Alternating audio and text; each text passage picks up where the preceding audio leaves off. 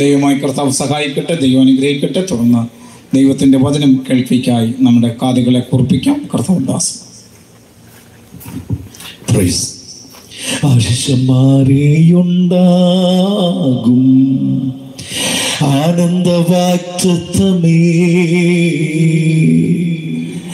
മേൽ നിന്നോ രക്ഷകൻ നൽകും ആശ്വാസ കാലങ്ങളെ.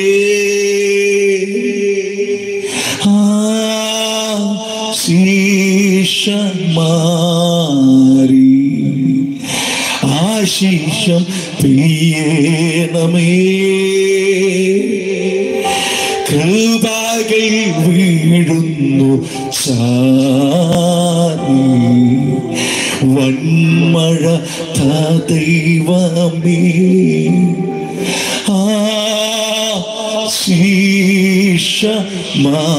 ആശീഷമാരി ആശീഷം പെയ്യണമേ, കൃപകൾ വീഴുന്നു ചാരി വന്മഴ ദൈവമേ. അക്കരങ്ങൾ ഉയർത്തി ദൈവത്തെ സ്തുതിച്ചാട്ടെ. വളരെ അനുഗ്രഹിക്കപ്പെട്ട ഈ നല്ല രാത്രിക്കായി ഞാൻ ദൈവത്തിന് സ്തോത്രം ചെയ്യുന്നു. കർത്താവിൻ്റെ കൃപയിൽ ആശ്രയിച്ചുകൊണ്ട് ഈ ദേശത്ത് നടത്തപ്പെടുന്ന ലഹരി വിരുദ്ധ സമ്മേളന അവസ്ഥയും സുവിശേഷ സന്ദേശ ദിനരാത്രങ്ങളുമായി കർത്താവിൻ്റെ മക്കൾ ഒരുക്കിയിരിക്കുന്ന ഈ അനുഗ്രഹിത ശുശ്രൂഷയിൽ ഇന്നലെയും ഇന്നുമായി നിങ്ങളുടെ കൂടെ എത്തുവാൻ കർത്താവ് അനുവദിച്ചു. ഇന്ന് രാത്രി യോഗം ലീഡ് ചെയ്യുന്ന കർത്താവിൻ്റെ ദാസൻ പാസ്റ്റർ ഷാജി ടിറ്റോയ് അവരുടെ ഓർത്ത് ഞാൻ ദൈവത്തിൽ സന്തോഷിക്കുന്നു. സ്റ്റേജിലായിരിക്കുന്ന ഞാൻ സ്നേഹിക്കുന്ന അനുഗ്രഹിത ദൈവദാസന്മാർ ഇടയ്ക്കോട് AG ചർച്ചിൽ കർത്താവിൻ്റെ ശുശ്രൂഷയിലായിരിക്കുമ്പോൾ നീണ്ട നാളുകളുടെ ഒരു പരിചയം കർത്താവ് തന്നിട്ടുള്ള പാസ്റ്റർ TG ശൗമയിൽ ആ കർത്താവിൻ്റെ ദാസനെ ഓർത്ത് ഞാൻ സന്തോഷിക്കുന്നു. ഇപ്പോൾ കുണ്ടറ സെക്ഷനിലെ കർത്താവ് അധികമായി തൻ്റെ ഫ്രത്തിനെ അനുഗ്രഹിക്കട്ടെ. കുണ്ടറ സെക്ഷൻ്റെ സെൻട്രൽ സെക്രട്ടറിയായി സെക്ഷൻ സെക്രട്ടറിയായി കർത്താവിൻ്റെ ശുശ്രൂഷയിലായിരിക്കുന്ന ഞാൻ വളരെ ബഹുമാനിക്കുന്ന പാസ്റ്റർ ബിജു ഡാനിയേൽ, കർത്താവിൻ്റെ ദാസൻ ഈ യോഗത്തിന് പിൻപിൽ കർത്താവ് ഉപയോഗിച്ചു കൊണ്ടിരിക്കുന്ന റജു ജോയ് പാസ്റ്റർ, അതുപോലെ അനുഗ്രഹിത ദൈവദാസന്മാർ, മറ്റൊരു പേരൊന്നും എനിക്ക് അറിയില്ല, ക്ഷമിക്കണമേ. വാത്സല്യ ഡേവിഡ് എബ്രഹാം കർത്താവിൻ്റെ ദാസൻ, അതുപോലെ വളരെ മനോഹരമായി പാടിക്കൊണ്ടിരിക്കുന്ന എനിക്ക് ഒത്തിരി ഇഷ്ടമുള്ള ഒരു ശുശ്രൂഷയാണ് ഈ ഗാന ശുശ്രൂഷ. കാര്യം പ്രസംഗത്തിൽ കൂടി ചിലരെ യേശുവിലേക്ക് നേടാൻ പറ്റില്ല, പക്ഷെ പാട്ടിൽ കൂടി നേടാൻ കഴിയും. അനേകരെ ഹൃദയത്തെ പിടിച്ച് നിർത്തുന്നത് പാട്ട്, അതും നല്ല ഈണത്തിൽ പാടുന്ന എബിമോനെയും കൂട്ടരെയും ഓർത്ത് ഞാൻ സന്തോഷിക്കുന്നു. എല്ലാ പാസ്റ്റേഴ്സിനും നന്ദി അറിയിക്കുന്നു. ഇന്നലെ ഞാൻ ഓർപ്പിച്ച പോലെ ഒരു voice of praise 22 Facebook group ഞങ്ങൾക്കുണ്ട്. അതിലെ ഒരംഗവും ഞങ്ങൾ ഗ്രൂപ്പിൽ പ്രസംഗിക്കുകയൊക്കെ ചെയ്തിട്ടുള്ള അനുഗ്രഹിത ഒരു ശുശ്രൂഷക ഇവിടെ പ്രിയപ്പെട്ട മക്കൾ ഇരിപ്പുണ്ട്. അവരെ ഓർത്ത് ഞാൻ സന്തോഷിക്കുന്നു. ബിന്ദു ബിജുദാസ്, അവരെ ഓർത്ത് ഞാൻ സന്തോഷിക്കുന്നു. ആദ്യമായിട്ട് ഞാൻ കാണുന്നത് നേരിട്ട്, ലൈവിൽ കൂടി കാണുമെങ്കിലും ആദ്യമായിട്ട് നേരി കാണും. നിങ്ങൾക്കെല്ലാം ദൈവം നന്മകൾ തരട്ടെ. കിടന്നു വന്ന എല്ലാവർക്കും നന്ദി അറിയിക്കുന്നു. കർത്താവിൻ്റെ അനുഗ്രഹത്താലും നമ്മെ ഈ രാത്രിയിലും നിറച്ച് കാക്കട്ടെ എന്ന് ഞാൻ പ്രാർത്ഥിക്കുന്നു. നമ്മുടെ പഞ്ചായത്തിൻ്റെ പ്രസിഡന്റ് കടന്നു വന്ന് ചില വാക്കുകൾ ഓർപ്പിച്ചു. ആ സമയത്ത് എനിക്ക് പെട്ടെന്ന് ഓർമ്മ വന്നു, പാസ്റ്റർമാർക്കൊക്കെ അറിയാം, ഇന്ത്യ പെന്തക്കോസ്ത് ദൈവസഭയുടെ സ്റ്റേറ്റ് കൺവെൻഷൻ കുമ്പനാട്ട് നടക്കുക. 2 ദിവസം മുൻപ് ആ കൺവെൻഷനിൽ 3 ദൈവദാസന്മാർ ഒരു രാത്രി പ്രസംഗിച്ചു. പക്ഷെ എക്സ്ട്രാ 4മതൊരു വ്യക്തി കൂടി പ്രസംഗിച്ചു. അന്ന് 3 പാസ്റ്റേഴ്സും പ്രസംഗിച്ചതിനേക്കാൾ വളരെ ബെസ്റ്റ് മെസ്സേജ് സത്യം പറഞ്ഞ 10 മിനിറ്റ് കൊണ്ട് കൊടുത്തത് നമ്മുടെ പ്രതിപക്ഷ നേതാവ് VD സതീശൻ അവറുകളാണ്. അത് കേട്ടവർക്കറിയാം. നോക്കാതെ വളരെ ക്ലിയറായി സുവിശേഷം പറഞ്ഞു. അത് എങ്ങനെയാ പറഞ്ഞത് എനിക്കറിയത്തില്ല. സുവിശേഷം എന്ന് ഞാൻ പറഞ്ഞത് ബൈബിൾ സുവിശേഷ അവസ്ഥയിൽ മാത്രമല്ല, യേശു എന്ന വ്യക്തിയെ താൻ പറഞ്ഞു. അപ്പം രാഷ്ട്രീയ നേതാക്കന്മാർക്കൊക്കെ വാസ്തവം പറഞ്ഞാൽ സുവിശേഷത്തിൻ്റെ സന്ദേശമൊക്കെ അറിയാം. അവരൊക്കെ ഇതിൽ സന്തോഷമായി ഏറ്റെടുക്കുന്നു എന്നതിൽ ഞാൻ അഭിമാനം കൊള്ളുകയാണ്. ഇവിടെയും വന്ന് പ്രിയ വ്യക്തിത്വം ഓർപ്പിച്ച വാക്കുകൾക്ക് പെന്തക്കോസ്ത് പ്രസ്ഥാനത്തിലെ എല്ലാ ദൈവമക്കളും നന്ദി അറിയിക്കുന്നുവെന്ന് ഞാൻ വിശ്വസിക്കുന്നു. അദ്ദേഹത്തെയും ദൈവം അനുഗ്രഹിച്ച് കാക്കട്ടെ. എല്ലാ പ്രിയപ്പെട്ടവരെയും ഈ കർത്താവ് അനുഗ്രഹിക്കട്ടെ എന്ന് ഞാൻ പ്രാർത്ഥിക്കുന്നു. ഈ ശുശ്രൂഷയുടെ പിൻപിലെ ഒരു ലക്ഷ്യം ഇന്നലെ ഓർപ്പിച്ചതുപോലെ ഇവിടെ സ്റ്റേജിൽ എഴുതി വെച്ചിട്ടുണ്ട്. ലഹരി വിരുദ്ധ സന്ദേശവും സംഗീത ശുശ്രൂഷയും അതിനോട് കൂടെയാണ് സുവിശേഷവും കൂടി ഞങ്ങൾ അറിയിക്കുന്നത്. അതുകൊണ്ട് ലഹരി വിരുദ്ധ സന്ദേശം ചില വാക്കുകൾ ഓർപ്പിച്ചിട്ട് ഞാൻ വചനത്തിലേക്ക് ഒന്ന് കയറാം. ഇന്നലെ രാത്രിയിൽ ഞാൻ ചില കാര്യം നിങ്ങളെ ഓർപ്പിച്ചിരുന്നു. ഞാനീ പറയുന്നതൊന്നും എൻ്റെ വാക്കല്ല. കേരളത്തിലെ ഏറ്റവും വലിയ ക്യാൻസർ സെന്ററായ RCC റീജിയൻ ക്യാൻസർ സെന്ററിലെ അതിവിദഗ്ധരായ ഡോക്ടർമാർ ജനങ്ങളുടെ ശ്രദ്ധയ്ക്ക് വേണ്ടി ക്രമീകരിച്ചിരിക്കുന്ന അറിയിപ്പുകളിൽ ചിലതാണ്. അവരുടെ പ്രത്യേകമായ അറിയിപ്പിൽ കൊടുത്തേക്കുന്നത് ഇങ്ങനെയാണ്: ഇന്ന് ഏറ്റവും കൂടുതൽ ഫാഷനായി തീർന്നേക്കുന്നത് പുകവലിയും മദ്യപാനവുമാണ്. ഇതെന്ന് ഇല്ലാതെ ഇരിക്കാൻ പറ്റാത്തൊരു സ്ഥിതിയിലേക്ക് യുവാക്കന്മാർ മാറി. പണ്ട് പൊതുവിൽ മദ്യപിക്കുന്നത് നാണക്കേടായിരുന്നു. പക്ഷേ ഇന്ന് പെൺകുട്ടികൾ സഹിതം പരസ്യമായി മദ്യപിക്കുന്നവരായി മാറി. തിരുവനന്തപുരത്ത് ഒരു സ്കൂളിൽ എന്ന് പറഞ്ഞ ട്രിവാൻഡ്രത്തെ ഏറ്റവും നല്ല സ്കൂളാണ്, ഗവൺമെന്റ് സ്കൂളാണ്. ആ സ്കൂളിൽ കഴിഞ്ഞ ചില മാസങ്ങൾക്ക് മുൻപ് ഒരു വലിയ സംഭവം ഉണ്ടായി. ടിവിയിലും പത്രത്തിലുമൊക്കെ പരസ്യമായി.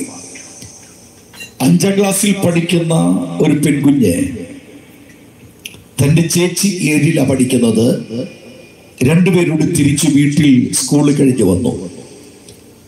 ഈ 5ാം ക്ലാസ്സിൽ പഠിക്കുന്ന കുഞ്ഞ് വീട്ടിലെത്തിക്കഴിഞ്ഞപ്പോൾ കുഴയാൻ തുടങ്ങി. സംസാരിക്കുന്ന കുഴച്ചില്, അവൾക്കാകെ ഒരു തളർച്ച. അമ്മ ചെന്ന് ചോദിച്ചു, മോക്ക് എന്തു പറ്റി? അവൾ പറഞ്ഞു, ഒന്നുമില്ല, ഒരു ചെറിയ ക്ഷീണം അത്രയേ ഉള്ളൂ. അമ്മ കുഞ്ഞിനെ കിടക്കയിൽ കിടത്തി. എന്നിട്ട് പറഞ്ഞപ്പോൾ അവിടെ കിടന്ന് അല്പം കഴിഞ്ഞിട്ട് എഴുന്നേറ്റാ മതി. കുറെ കഴിഞ്ഞപ്പോൾ 7ാം ക്ലാസ്സിലെ ചേച്ചി ചെന്ന് ചോദിച്ചു, എന്താടി നിനക്ക് പറ്റിയത്? ഉണ്ണി കുഞ്ഞു പറയാ, 10ാം ക്ലാസ്സിൽ പഠിക്കുന്ന ചേച്ചി ബാത്റൂമിൽ കൊണ്ടുപോയി എൻ്റെ നാവിൽ ഒരു സാധനം ഒട്ടിച്ചു തന്നു. അന്നേരം മുതൽ എൻ്റെ നാവ് കുഴയുക, കാലൊന്നും ബലമില്ലാതിരിക്കുക, ശരീരമാകെ തളർന്നേക്കുക. ഈ കുഞ്ഞ് അമ്മയോട് പോയി പറഞ്ഞു. അമ്മ മോളോട് ചോദിച്ചു. അമ്മ പറഞ്ഞു, കുറേ ദിവസം കൊണ്ട് ഈ ചേച്ചിമാർ വിളിച്ചോണ്ട് പോകുന്നു, ഉപദ്രവിക്കുമെന്ന് പറയുന്നു, ഇങ്ങനെ തന്നോണ്ടിരിക്കുക. ഈ അമ്മയോട് ചേർന്ന് കുറെ അമ്മമാര് ചേർന്ന് സ്കൂളിൽ ചെന്ന് വലിയ പ്രശ്നമുണ്ടാക്കിയപ്പോൾ ടീച്ചേഴ്സ് ഈ സംഭവം അറിഞ്ഞിരുന്നു. ആരും അറിയാതെ അത് രഹസ്യമായി മാറ്റാൻ ശ്രമിച്ചു. അവസാനം എത്രയോ കുഞ്ഞുങ്ങൾ TC വാങ്ങിച്ച് സ്കൂളിൽ നിന്ന് മാറി. എന്നും ഈ മഹാവിപത്ത് ആ ദേശത്തുള്ള പല സ്കൂളുകളിലും വ്യാപരിച്ചിട്ടുണ്ട്. സ്കൂളുകൾ കേന്ദ്രീകരിച്ച് ഈ മയക്കുമരുന്നും ലഹരി പദാർത്ഥ വിൽപ്പനയും തകൃതിയായി നടന്നുകൊണ്ടിരിക്കുക. അതുകൊണ്ട് ഇന്നിതൊരു ഫാഷനായി മാറിയിരിക്കുക. ഇതിൽ ഏറ്റവും ദുർഘടമായ ഒരു സാധന പുകവലി. റീജിയൻ ക്യാൻസർ സെന്റർ ഓർപ്പിച്ചേക്കുന്ന ഒരു വാക്കിങ്ങനെയാണ്: നിക്കോട്ടിൻ, കാർബൺ മോണോക്സൈഡ്, ആ കൂടെ ടാറ്, നമ്മുടെ റോഡ് ചെയ്യുന്ന ടാറ്, ഇത് ഉൾപ്പെടെ 2000-ലധികം വിഷവസ്തുക്കൾ പുകവലികൾ കൂടി ഒരു മനുഷ്യന്റെ അകത്തേക്ക് പ്രവേശിക്കും. 2000-ൽ പരം വിഷവസ്തുക്കൾ. ഇത് പാസ്റ്റർ ജെയിംസ് പോൾ പറയുന്ന വാക്കല്ല, റീജിയൻ ക്യാൻസർ സെന്ററിലെ വിദഗ്ധ ഡോക്ടർ സംഘം എഴുതിയതാണ്. എന്റെ കൈവശമാ ടെസ്റ്റ് ഇരിപ്പുണ്ട്. അതിൽ അവർ കുറിച്ചേക്കുന്നതാ: ഒരു ശരീരത്തിന് ആവശ്യമായ പ്രാണവായു സൗജന്യമായി ദൈവം തരികയാണ്. ആ പ്രാണവായുവിനെ തകർക്കുന്ന 2000-ൽ പരം വിഷാംശ വസ്തുക്കൾ ഒരു പുകയില ഉൽപാദന പ്രവൃത്തി കൊണ്ട് ഒരു മനുഷ്യന്റെ അകത്തേക്ക് പ്രവേശിക്കുക. കൂടാതെ അവർ പറയുന്നത്, ഇന്ന് കേരളത്തിൽ നിരോധിച്ചിരിക്കുന്ന സാധനം പാൻ മസാല. പക്ഷെ ഏറ്റവും കൂടുതൽ ഇന്ന് കേരളത്തിൽ വിറ്റഴിക്കുന്നതും പാൻ മസാലയാണ്. ഇത് ഏറ്റവും കൂടുതൽ കാണുന്നത് നമ്മുടെ കേരളത്തിലേക്ക് വന്നിരിക്കുന്ന അന്യസംസ്ഥാന തൊഴിലാളികളിലാണ്. അന്യസംസ്ഥാന തൊഴിലാളികളിൽ 98% ഈ പാമ്പരാഗ് എന്ന മഹാവിഷം ഉപയോഗിക്കുന്നവരാണ്. അവർ തന്നെ അനേകർക്ക് ഇത് ഷെയറിംഗ് ചെയ്യുന്നുണ്ട്. ഈ കഴിഞ്ഞ ദിവസം എത്രയോ ലക്ഷം രൂപയുടെ ഈ വിധമായ ഉൽപാദനം പിടിച്ചെടുക്കപ്പെട്ടു. അതുപോലെ മഹാവിപത്തുകൾ, അതിനെക്കുറിച്ച് ഡോക്ടേഴ്സ് എഴുതിയേക്കുന്നത് പ്രതിവർഷം 2 കോടി രൂപയുടെ പാൻ മസാല കച്ചവടം ഈ കേരളത്തിൽ മാത്രം നടക്കുന്നുവെന്നാണ്. ഈ പാൻ മസാല നിമിത്തമായി ഉണ്ടാകുന്ന രോഗത്തെക്കുറിച്ചും RCC വെളിപ്പെടുത്തുന്നു. വായിലെ ക്യാൻസർ, കുടൽ പുണ്ണ്, മാരകമായ സ്കിൻ പ്രോബ്ലംസ് ഇതുകൊണ്ടുണ്ടാക്കുന്നു. ഇതിൽ ഒരു സൈസ് പൊടി, ആ പൊടിയോട് ചേർന്ന് തരികളുണ്ട്. ഈ തരികൾ കുപ്പിച്ചില്ല. ഈ കുപ്പിച്ചിൽ പൊടിച്ചിട്ടാണ് പാൻ മസാല ഉണ്ടാക്കി, പാൻ പരാഗ് ഉണ്ടാക്കി വെച്ചേക്കണേ. ഈ കുപ്പിച്ചില് പൊടിച്ചതിന് കാരണം ഇത് ചുണ്ടിന്റെ പല്ലിന്റെ ഇടയ്ക്കാണ് ഇത് കയറ്റിവെക്കുന്നത്. ഈ കുപ്പിച്ചിലിന്റെ തരികൾ ഈ ചുണ്ടിന്റെ അകത്തുള്ള നോർമലായ ആ തൊലിയെ കീറും. പെട്ടെന്ന് ലഹരി മനുഷ്യനിലേക്ക് പ്രവേശിക്കും. അതിന്റെ വെളിച്ചത്തിൽ ഒരു 2 വർഷം സ്ഥിരമായിട്ട് ഉപയോഗിക്കുന്നവർക്ക് പിന്നെ പുളിപ്പും എരിവും ഒക്കെ ബുദ്ധിമുട്ട്, താമസമില്ല, വായ്പുണ്ണായി അത് മഹാ ക്യാൻസറായി വ്യാപിക്കുമെന്നും അവർ മുന്നറിയിപ്പ് തരികയാണ്. ഇത്രയും വിപത്തുള്ള സാധനം മദ്യപാനം, ഇതൊക്കെ ഇത്രയും വിപത്തുള്ളതായിട്ട് എന്തുകൊണ്ട് നമ്മുടെ ഭരണകൂടം ഇത് വിലക്കുന്നില്ല? മദ്യം എന്തുകൊണ്ട് ഭരണകൂടം വിലക്കുന്നില്ല?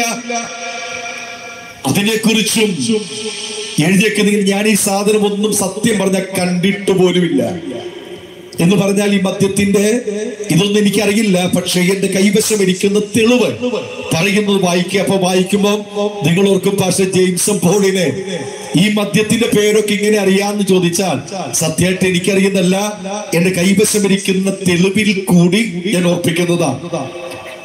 അതിൽ കൊടുത്തേക്കുന്നത് ഇങ്ങനെയാണ്: ഇന്ന് ഏറ്റവും കൂടുതൽ റവന്യൂ വരുമാനം ഗവൺമെന്റിന് കിട്ടുന്നത് ഈ മദ്യത്തിൽ കൂടിയാണ്. എന്ന് പറഞ്ഞാൽ നല്ല വിൽപ്പനയുള്ള പേര് ഞാൻ പറയുകയാണ്, എനിക്കറിയാവുന്നതല്ല, MH അഥവാ മാൻഷൻ ഹൗസ് എന്ന അതിന്റെ ഫുൾ ഫോം. ഒരു ഫുൾ കുപ്പിക്ക് ബിവറേജിൽ കൊടുക്കുന്നത് 490 രൂപയ്ക്കെന്ന്. ഇത് ബാറിലെത്തുമ്പോൾ 40 മുതൽ 100% വരെ വില ഉയരും. ആ വില ഉയരുന്നതിന്റെ 60% ടാക്സ് എത്തുന്നത് ഗവൺമെന്റിനാണ്. ഒരു വർഷം 3 കോടി കേസ് മദ്യവും 1.5 കോടി കേസിലധികം ബിയറും കേരളത്തിൽ കുടിയന്മാർ കുടിച്ചു തീർക്കുക. കുറഞ്ഞ പക്ഷം പറയുന്ന ഇത് കുടിക്കുന്നത് കൊണ്ട് നമ്മുടെ കേരളത്തിലെ മുഴുവൻ ജനം കൊടുക്കുന്ന മറ്റുള്ള പെട്രോളിയം ടാക്സിനേക്കാൾ 3 ഇരട്ടി ടാക്സ് ഗവൺമെന്റിന് ഈ മദ്യത്തിൽ നിന്ന് കിട്ടും. ഇത് വാങ്ങിച്ചുകൊണ്ട് റവന്യൂ റിക്കവറി ചെയ്തുകൊണ്ട് ഭരണം അവർ നടത്തുന്നത്. എന്നിട്ട് അവർ പറയുന്നു മദ്യത്തിനെതിരെ പ്രവർത്തിക്കണം. അവർ തന്നെ കൊടുക്കുന്നു, അവർ തന്നെ അതിനെ കാശ് മേടിക്കുന്നു. അവരോട് കുടിക്കുപോയി നിങ്ങൾ കുടിച്ചെങ്കിലേ ഞങ്ങൾക്ക് കാശുള്ളൂ. എന്നിട്ട് പറയുന്നു കുടിക്കുന്നത് തെറ്റാണ്. അതുകൊണ്ട് ഞങ്ങൾ ഒന്നുകൂടി പറയുന്നത്, ഞങ്ങൾ കുടിക്കാൻ പ്രോത്സാഹിപ്പിക്കുകയുമില്ല, കുടിയന്മാരെ വർദ്ധിപ്പിക്കുകയുമില്ല, ഞങ്ങൾ കുടിക്കത്തുമില്ല. ഞങ്ങൾ വിളിച്ചു പറയുന്നു ഈ മദ്യപാനം നിന്നെയും നിന്റെ കുടുംബത്തെയും തകർക്കും. അതുകൊണ്ട് ഈ ദുഷിച്ച പാപത്തിൽ നിന്ന്, ഈ മഹാവിപത്തിൽ നിന്ന് വാത്സല്യമുള്ളവരെ നിങ്ങൾ രക്ഷപ്പെടണമെന്ന് സ്നേഹത്തോടെ ഓർപ്പിക്കുക. കാരണം ഈ വിപത്ത് അനേക കുടുംബങ്ങളെ തകർത്തിട്ടുണ്ട്, അനേക വ്യക്തി ജീവിതത്തെ നശിപ്പിച്ചിട്ടുണ്ട്. അതുകൊണ്ട് കഴിയുമെങ്കിൽ ആരെങ്കിലും മദ്യപാനികളോ പുകവലിക്കാരോ പമ്പരാകെ തിന്നുന്നവരോ ആയിട്ട് ഈ ശബ്ദം കേൾക്കുന്നുവെങ്കിൽ ദയവ് ചെയ്ത് ഈ മഹാപിശാചിനെ, ഈ മഹാവിപത്തിനെ ഒഴിവാക്കി നിന്റെ കുടുംബത്തെ നീ രക്ഷിക്കൂ. ഒരു നല്ല പിതാവായി, ഒരു നല്ല മാതാവായി, ഒരു നല്ല കുഞ്ഞായി യേശുവിനെ നീ അറിഞ്ഞ വ്യക്തിയായി നിന്റെ കുടുംബത്തിൽ നീ ജീവിക്കൂ. ഈ മഹാവിപത്തിൽ നിന്ന് രക്ഷ നേടൂ. ദൈവം നിങ്ങളെ അനുഗ്രഹിക്കട്ടെ.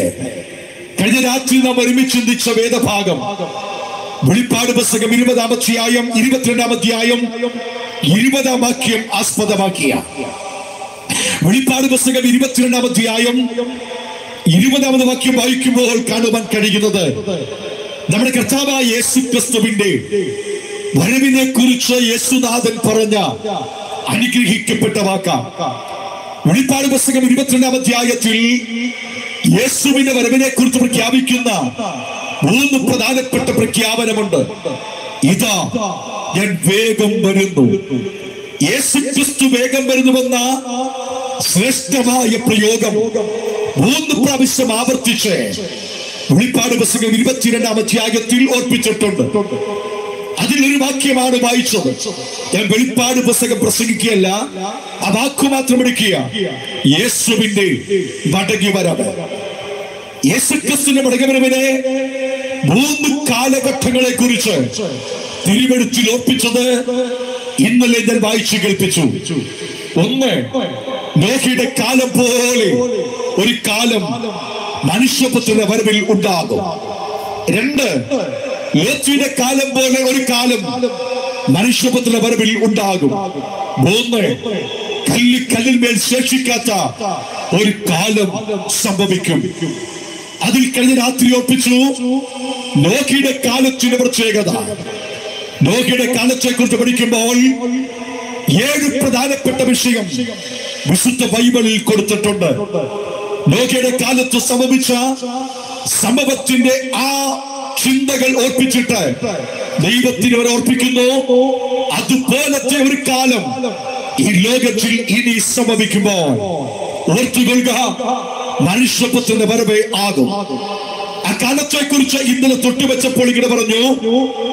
ഉൽപ്പത്തി പുസ്തകം 6-ാം അധ്യായം 1-ാം വാക്യത്തിൽ വായിക്കുമ്പോൾ വായിച്ചത് നോഹയുടെ കാലത്തിന് 1-ാമത്തെ പ്രത്യേകത, ഭൂമിയിൽ ജനം പെരുകി തുടങ്ങി. ജനപ്പെരുപ്പമുള്ള കാലം. 2-ാമത്തെ ഓർപ്പിച്ചു ഉൽപ്പത്തി പുസ്തകം 6-ാം അധ്യായം രണ്ടാമത്തെ വാക്യം, മനുഷ്യർ ബോധിച്ചവരായി നടന്ന് തങ്ങൾക്ക് ബോധിച്ചവരെ ഭാര്യമാരായി സ്വീകരിച്ച കാലം എന്ന് പറഞ്ഞാൽ ദൈവത്തെ അറിയുന്നവൻ ദൈവത്തെ അറിയാത്തവരുമായി വിവാഹ ജീവിതത്തിൽ യോജിപ്പുണ്ടാക്കുന്ന കാലം.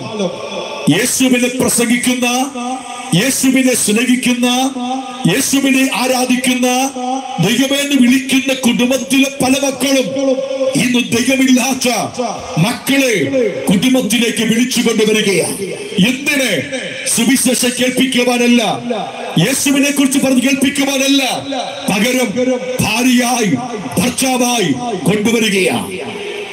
അപ്പനോട് ചോദിക്കാതെ, അമ്മയോട് ചോദിക്കാതെ, ഉൾപ്പെട്ട സഭയോട് ചോദിക്കാതെ, തന്റെ ബന്ധുക്കളോട് ചോദിക്കാതെ, തന്റെ സഹോദര സഹോദരിക്കോ നാളെ എന്ത് ഭവിക്കുവാൻ പോകുന്നുവെന്ന് ചിന്തിക്കാതെ, തന്റെ കാര്യം മാത്രം നോക്കിക്കൊണ്ട് തങ്ങൾക്ക് ഇഷ്ടപ്പെട്ടവരെ ഭാര്യയായി ഭർത്താവായി തിരഞ്ഞെടുക്കുന്ന ഒരു ദുഷിച്ച കാലം. ആ കാലത്തിലേക്ക് ലോകം വരുമ്പോൾ ബൈബിൾ പറയുന്നു, യേശുവിന്റെ വരവ് അടുത്തു എന്ന് അറിഞ്ഞുകൊള്ളണം. ഇന്ന് ലോകത്തിലേക്ക് നോക്കിക്കേ, എത്രയോ ക്രൈസ്തവ കുടുംബത്തിൽ യേശുവിനെ ആരാധിക്കുന്ന മക്കൾ യേശുമായി യാതൊരു ബന്ധമില്ലാത്ത, യേശുമായി യാതൊരു സ്നേഹബന്ധം പുലർത്തുവാൻ കഴിയാത്ത, യേശു ആരെന്ന് പോലും അറിയാത്ത ജാതിക കുടുംബത്തിൽപ്പെട്ട പലരെയും ഭാര്യയായി ഭർത്താവായി പഠിക്കുന്ന സ്ഥാനത്തുനിന്നോ പോകുന്ന വഴിയിൽ നിന്നോ തേടിയെടുത്തുകൊണ്ട് വരുന്ന കാഴ്ചകൾ കാണുവാൻ കഴിയുന്നുണ്ട്. അനേകം മാതാപിതാക്കൾ മക്കൾ നിമിത്തം തല താഴ്ത്തിടക്കേണ്ട ഗതികേട് വരുന്നു. അവർ സഭ ചില മക്കൾ കാണിക്കുന്ന കുഴപ്പ നിമിത്തമായി തകർന്നൊടിയുന്ന കാഴ്ചയുണ്ടാകുന്നു. ഒരു വിശ്വാസി കാണിക്കുന്ന കുഴപ്പം കൊണ്ട് സഭ തകർന്നു പോകുന്ന കാഴ്ചയുണ്ടാകുന്നു. എന്താ കാര്യം? നോക്കിയുടെ കാലത്ത് വഷളത്വം പെരുകിക്കൊണ്ട് ബോധിച്ചവന്റെ നടന്ന് ബോധിച്ചവരെ ജീവിത പങ്കാളിയാക്കി മാറ്റുന്ന ഒരു ദുഷിച്ച അവസ്ഥ ബൈബിൾ സൂചിപ്പിച്ചിട്ട് പറയുന്നു, ഇതുപോലത്തെ ഒരു കാലം ലോകത്തിൽ വരുമ്പോൾ ഓർത്തുകൊള്ളുക, യേശുവിന്റെ വരവ് അടുത്തുപോയി. മൂന്നാമത്, ഉൽപ്പത്തി പുസ്തകം 6-ാം അധ്യായം 3-ാമത്തെ വാക്യം വായിക്കുമ്പോൾ ഇങ്ങനെ വായിക്കുന്നു, മനുഷ്യന്റെ ആയുസ് കുറഞ്ഞുപോയ കാലം. മനുഷ്യന്റെ ആയുസ് കുറഞ്ഞ കാലം. നോക്കിയുടെ കാലം വരെ പഠിച്ചു നോക്കിയാൽ മനുഷ്യന്റെ പ്രായത്തിന്റെ കണക്കെഴുതി വെച്ചിട്ടുണ്ട്. 969 980 വർഷം വരെ ജീവിച്ച മനുഷ്യൻ. എന്നാൽ നോക്കിയുടെ കാലത്തേക്ക് വന്നപ്പോൾ ഇങ്ങനെ വായിക്കുന്നു, മനുഷ്യന്റെ ആയുസ് 120 വയസ്സായി മാറി. നിങ്ങൾ തിരുവെടുത്ത് പഠിച്ചു നോക്കിക്കേ, വിശുദ്ധ ബൈബിൾ ഉൽപ്പത്തി പുസ്തകം 1-ാം അധ്യായത്തിലേക്ക് വരുമ്പോൾ ദൈവം സൃഷ്ടിച്ച സൃഷ്ടികളിൽ മകുടമായി സൃഷ്ടിച്ച മനുഷ്യനോട് ദൈവം പറഞ്ഞൊരു വാക്കുണ്ട്. ഉൽപ്പത്തി പുസ്തകം 1-ാം അധ്യായം 26, 27, 28 വാക്യം വായിക്കുമ്പോൾ ഇപ്രകാരം വായിക്കുന്നു, ആകാശത്തിലെ സർവ്വതിനെയും ഭൂമിയിലെ സർവ്വതിനെയും ആഴിയിലെ സർവ്വതിനെയും നീ അടക്കി വാഴുക, നീ അടക്കി വാഴുക. ആ വാക്കിങ്ങനെ കൊടുത്തേക്കുന്നത്, ആകാശത്തിലുള്ള സർവ്വതിനെയും ഭൂമിയിലുള്ള വെള്ളത്തിലുള്ള സകലതിനെയും നീ അടക്കി വാഴുക. അതിനർത്ഥം എന്താ? അടക്കി വാഴുക എന്ന് പറഞ്ഞിട്ട് എത്ര ദിവസം എന്ന് പറഞ്ഞില്ല, എത്ര മാസമെന്നോ വർഷമെന്നോ പറഞ്ഞില്ല. ഈ ഭൂമി എത്ര നാളുണ്ടാകുമോ അത്രയും നാൾ മനുഷ്യൻ ഈ ഭൂമിയിൽ പാർക്കാമായിരുന്നു എന്ന് പറഞ്ഞാൽ, ദൈവം സൃഷ്ടിച്ച മനുഷ്യൻ മരിക്കുവാൻ ദൈവം ആഗ്രഹിച്ചിരുന്നില്ല. ദൈവം സൃഷ്ടിച്ച മനുഷ്യൻ മരണമില്ലാത്തവനായി ജീവിക്കുവാൻ ദൈവം കൊതിച്ചിരുന്നു. ഉൽപ്പത്തി 1-ൽ മരണമില്ലാത്തൊരു ആയുസ്, മരണമില്ലാത്തൊരു ജീവിതാവസ്ഥ. എന്നാൽ ഉൽപ്പത്തി പുസ്തകം 2-ാം അധ്യായത്തിൽ ദൈവം പറഞ്ഞു, എന്റെ കൽപ്പന ലംഘിച്ചാൽ, എന്റെ പ്രമാണം തിരസ്കരിച്ചാൽ, എന്റെ വ്യവസ്ഥയിൽ നിന്ന് വഴിപിഴച്ചു പോയാൽ, വചനം പറയുന്നു, എന്റെ കണക്കിൽ ഒരു ദിവസം നീ ജീവിക്കില്ല. അഥവാ ദൈവത്തിന്റെ ഒരു ദിവസം മനുഷ്യർക്ക് 1000 സംവത്സരമാണ്. അതിനർത്ഥം പാപം ചെയ്താൽ, ദൈവത്തിൽ അകന്നുപോയാൽ, ലംഘനം സംഭവിച്ചാൽ, ദൈവത്തെ വിട്ടുപോയാൽ, മനുഷ്യ നിത്യായുസ്സിൽ നിന്ന് ഞാൻ നിന്നെ 1000 വയസ്സിലേക്ക് വെട്ടിച്ചുരുക്കും. അങ്ങനെ 1000 വയസ്സിലേക്ക് വെട്ടിച്ചുരുക്കപ്പെടുന്ന സാഹചര്യം മനുഷ്യനുണ്ടായി. മനുഷ്യൻ പാപം ചെയ്തു. ഏതൻ പൂങ്കാവനത്തിൽ നിന്ന് അവർ പുറത്തായി. അവന്റെ ആയുസ് ദൈവം എണ്ണി വെച്ചു, 1000-ൽ ഒതുക്കി വെച്ചു. വീണ്ടും ദൈവത്തിന്റെ ദൃഷ്ടി മനുഷ്യന് മേൽ പതിഞ്ഞു. നോഹയുടെ കാലമെത്തിയപ്പോൾ ഭൂമി ഭാഷണത്വം കൊണ്ട് നിറയാൻ തുടങ്ങി. അഴിമതി കൊണ്ടും അന്യായം കൊണ്ടും പാപം കൊണ്ടും ബോധിച്ചവൻ നടക്കുന്ന മനുഷ്യന്റെ പ്രവൃത്തി കൊണ്ടും തോന്നിയവാസം ജീവിതം കൊണ്ടും മനുഷ്യൻ ദൈവത്തിൽ അകന്നു പോകുന്ന അകൽച്ചകൾ വർദ്ധിക്കുവാൻ തുടങ്ങിയപ്പോൾ ദൈവം വിളിച്ചു പറഞ്ഞു, ഇതാ മനുഷ്യന്റെ ആയുഷ്കാലം ഞാൻ 120 ആക്കിയിരിക്കുന്നു. 1000 വയസ്സിനെ ഒറ്റ സ്റ്റെപ്പിൽ 120 ആക്കി. വീണ്ടും തിരുവഴുത്തിലേക്ക് നോക്കിക്കേ, 120 എന്നത് ദൈവം എഴുതി തീർത്തില്ല. 90-ാം സങ്കീർത്തനത്തിൽ പാടുമ്പോൾ ഇപ്രകാരം പാടി. എന്താ പാടിയത്? മനുഷ്യന്റെ ആയുസ് 70 ഏറെയായാൽ 80. നിത്യായുസിനെ വെട്ടിച്ചുരുക്കി 1000 ആക്കി. 1000-ത്തെ വെട്ടിച്ചുരുക്കി 120 ആക്കി. 120 വെട്ടിച്ചുരുക്കി 70 80 ആക്കി. തീർന്നില്ല. 139-ാം സങ്കീർത്തനം വരുമ്പോൾ വീണ്ടും വായിക്കുന്നു. 139 വായിക്കുന്നു. മനുഷ്യന്റെ ആയുസിന്റെ പ്രത്യേകത പറയുന്നു. ആ വാക്കിങ്ങനെയാ, മനുഷ്യന്റെ ആയുഷ്കാലം 4 വിരൽ നീളം അത്രേ. എന്താ 4 വിരൽ നീളം? ഒരു മനുഷ്യന്റെ ആയുസ് 4 കാലഘട്ടമാ. ആ 4 കാലഘട്ടത്തെ വിശുദ്ധ ബൈബിളിൽ 4 വിരലാക്കി ചിത്രീകരിച്ചു. എന്താ 4 വിരൽ നീളം? ബാല്യം, കൗമാരം, യുവത്വം, വാർദ്ധക്യം. അഥവാ ഈ ലോകത്തിലെ മനുഷ്യന്റെ ആയുസ് ഈ 4 വിരലിൽ ഏത് സമയത്തും ഇല്ലാതാകാം. ബാല്യത്തിൽ മരിക്കാം, കൗമാരത്തിൽ മരിക്കാം, യുവത്വത്തിൽ മരിക്കാം, വാർദ്ധക്യത്തിൽ മരിക്കാം. മരണം നിശ്ചയം, സമയം നിശ്ചയം അല്ല. മരണം നിശ്ചയം, ആർക്കും ദിവസം നിശ്ചയമല്ല. ഈ പ്രസംഗിക്കുന്ന ഞാൻ പ്രസംഗം തീരുമാനം നിൽക്കുമോ എന്ന് എനിക്കറിയാൻ കഴിയത്തില്ല. ഈ കേൾക്കും നിങ്ങൾ അവസാന നിമിഷം വരെ പ്രസംഗത്തിൽ ലാസ്റ്റ് സമയം വരെ ഇരിക്കുമോ പറയുവാൻ കഴിയത്തില്ല. ബൈബിൾ പറയുന്നു, ഏത് മനുഷ്യൻ ഉറച്ചു നിന്നാലും ഒരു ശ്വാസമത്രേ എന്ന് പറഞ്ഞാൽ ആരോഗ്യമുള്ളവൻ, ഒരു രോഗമില്ലാത്തവൻ, പൂർണ്ണ തൃപ്തിയുള്ളവൻ, മെഡിക്കൽ സയൻസ് മുഴുവൻ പരിശോധിച്ചിട്ട് ഒരു കുഴപ്പമില്ല, ഫുൾ ഫിറ്റ് എന്ന് പറഞ്ഞ് സർട്ടിഫിക്കറ്റ് വാങ്ങിച്ചുകൊണ്ട് മെഡിക്കൽ കോളേജിൽ ഇറങ്ങി റോഡ് ക്രോസ് ചെയ്യുമ്പോൾ അവൻ പൂർണ്ണതയുള്ള മനുഷ്യൻ, ഒരു കുഴപ്പമില്ല, ആരോഗ്യവാൻ. പക്ഷെ റോഡ് ക്രോസ് ചെയ്യുമ്പോൾ ഒരു വണ്ടി വന്നിടിച്ച് തൽക്ഷണം മരിച്ചാൽ ബൈബിൾ പറയുന്നു, ഏതു മനുഷ്യൻ ഉറച്ചു നിന്നാലും ഒരു ശ്വാസമത്രേ. അങ്ങനെയെങ്കിൽ പറയട്ടെ, മനുഷ്യന്റെ ആയുസ്സിനെ ഒരു ദിവസം വരെ ആർക്കും കഴിയത്തില്ല.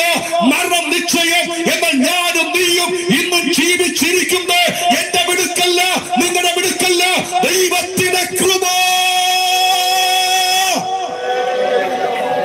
Hallelujah, hallelujah, hallelujah. അതാണ് വിശുദ്ധ ബൈബിൾ പറയുന്നത്. നോഹയുടെ കാലം പോലെ ഒരു കാലം. എന്താണ് കാലത്തിന്റെ പ്രത്യേകത? അവർ എഴുതി വെച്ചേക്കുന്നു, മനുഷ്യന്റെ ആയുസ് കുറഞ്ഞ കാലം. മനുഷ്യന്റെ ആയുസ് കുറഞ്ഞ കാലം. വീണ്ടും ഉൽപ്പത്തി പുസ്തകം 6-ാം അധ്യായത്തിൽ 5-ാം വാക്യം വായിക്കുമ്പോൾ നോഹയുടെ കാലത്തിന്റെ അടുത്ത പ്രത്യേകത പറയുന്നു, ഭൂമിയിൽ മനുഷ്യന്റെ ദുഷ്ടത പെരുകിയ കാലം. ഭൂമിയിൽ മനുഷ്യന്റെ ദുഷ്ടത പെരുകിയ കാലം. നിങ്ങൾ പത്രത്തിൽ വായിക്കുന്നില്ലേ? നിങ്ങൾക്കറിയാവുന്ന കാര്യമല്ലേ? തിരുവനന്തപുരം ജില്ലയിൽ ഈ കഴിഞ്ഞ ചില മാസങ്ങൾക്കുള്ളിൽ 2 വ്യത്യസ്ത വിഷയത്തിന് സാക്ഷ്യമായി. ഒന്ന്, 8-ാം ക്ലാസ്സിൽ പഠിക്കുന്ന ഒരു കുഞ്ഞിന്റെ വിഷയം. 2, 5-ാം ക്ലാസ്സിൽ പഠിക്കുന്ന ഒരു കുഞ്ഞിന്റെ വിഷയം. ഈ 2 വിഷയം ഞെട്ടൽ ഉളവാക്കിയ വിഷയമാണ്. 8-ാം ക്ലാസ്സിൽ പഠിക്കുന്നവൻ കോവിഡ് സമയത്ത് ഹോം ട്യൂഷന് വേണ്ടി, ഓൺലൈൻ ട്യൂഷന് വേണ്ടി മാതാവ് ഗൾഫിലായ പിതാവിനെ വിളിച്ചറിയിച്ചു, മോനൊരു മൊബൈൽ വേണം. ഏറ്റവും നല്ല മൊബൈൽ 8ാം ക്ലാസ്സിൽ പഠിക്കുന്ന കുഞ്ഞിനെ അപ്പൻ കൊടുത്തു വിട്ടു. ഈ മൊബൈൽ കിട്ടും വരെ കുഞ്ഞ് നല്ല പഠിക്കുമായിരുന്നു. മൊബൈൽ കിട്ടി 1-2 ആഴ്ച കുഴപ്പമില്ല. 2-3 മാസം കഴിഞ്ഞപ്പോൾ കൊച്ചിന്റെ സ്വഭാവത്തിൽ ആകെ മാറ്റം. സമയത്ത് ഭക്ഷണം കഴിക്കുന്നില്ല, സമയത്ത് കുളിക്കുന്നില്ല, സമയത്ത് ഉറങ്ങുന്നില്ല. മുറിക്കകച്ച് കയറിയാൽ കഥ കടച്ചിരുന്ന് അവൻ മൊബൈലിൽ പഠിക്കുകയാ. അമ്മയോർത്ത് കുഞ്ഞ് പഠിക്കുക. പക്ഷേ ദിവസം ചെല്ലുന്നവർ കൊച്ചിന്റെ സ്വഭാവം മാറുന്നു. അങ്ങനെ നോക്കി നോക്കി കൊച്ചിന് ഒരു ദിവസം ബാത്റൂമിൽ കയറിയപ്പോൾ അമ്മ മൊബൈൽ പരിശോധിച്ചപ്പോൾ കണ്ട കാഴ്ച, 8ാം ക്ലാസ്സിൽ പഠിക്കുന്നവൻ മൊബൈലിൽ കൂടി റമ്മി കളിക്കുക, ഗെയിം കളിക്കുക. ഇവൻ ഉറങ്ങാതെ രാത്രിയിൽ ഈ ഗെയിം കളിക്കുക. അമ്മയ്ക്ക് മനസ്സിലായി കുഞ്ഞിനെ ശ്രദ്ധ മുഴുവൻ പഠിച്ചതിൽ നിന്ന് മാറി. അമ്മ അപ്പൻ അഥവാ ഈ കുഞ്ഞിന്റെ അപ്പനെ തന്റെ ഭർത്താവിനെ വിളിച്ചറിയിച്ചു. ഭർത്താവ് കോവിഡ് സമയമായിരുന്നു, നാട്ടിൽ വരാൻ വയ്യ. തന്റെ സഹോദരന്മാരെ വിളിച്ചറിയിച്ചു. അങ്ങനെ ഈ അപ്പന്റെ സഹോദരന്മാർ വന്ന് ഈ കുഞ്ഞിന്റെ കയ്യിൽ നിന്ന് മൊബൈൽ വാങ്ങിയിട്ട് ആ ഗെയിം മുഴുവൻ റിമൂവ് ചെയ്ത് കളഞ്ഞു.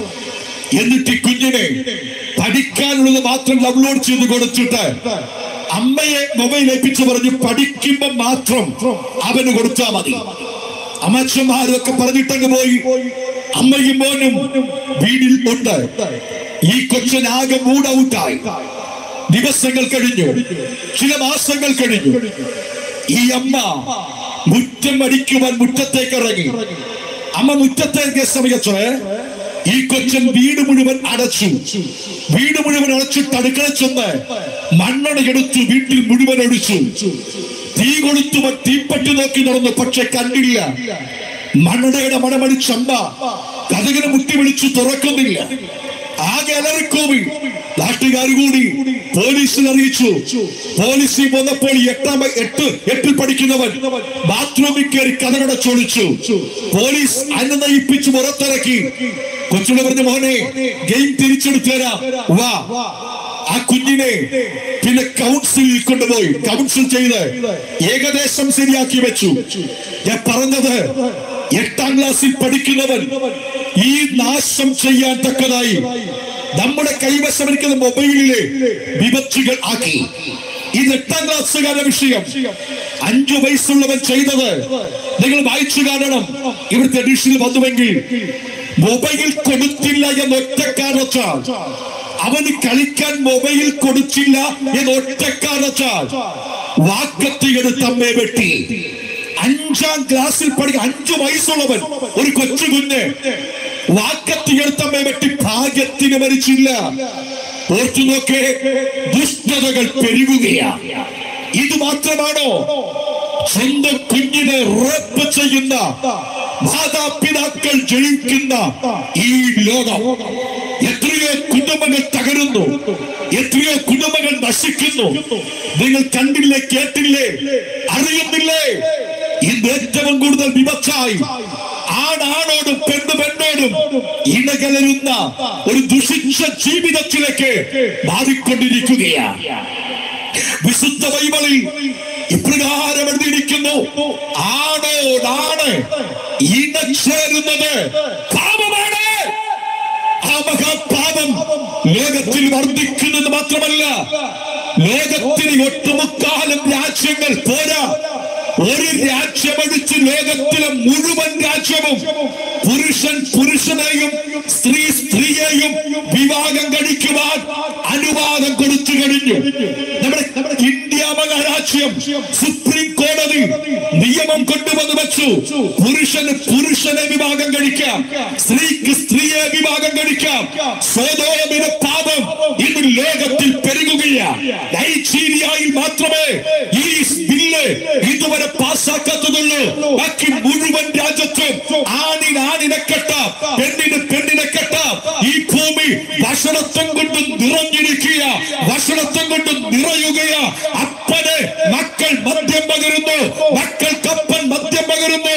അമ്മയും അപ്പനും മക്കളും ഒന്നിച്ചിരുന്ന് മദ്യപിക്കുന്ന ഒരു ദുഷിച്ച കാലത്തിലേക്ക്, ഭക്ഷണത്വം നിറയപ്പെട്ട കാലത്തിലേക്ക് അപ്പനെ കൊല്ലാൻ മടിക്കാത്ത, അമ്മയെ കൊല്ലാൻ മടിക്കാത്ത, നൊന്തുപെട്ട കൊച്ചിനെ വലി ഒരു മഹാ കുടുംബ ജീവിതത്തിലേക്ക് ലോകം കീഴ്മേൽ മറിഞ്ഞുകൊണ്ടിരിക്കുമ്പോൾ ബൈബിൾ പറയുന്നു, ഇത് മേഘേന കാലത്തിന് ആവർത്തനമാ.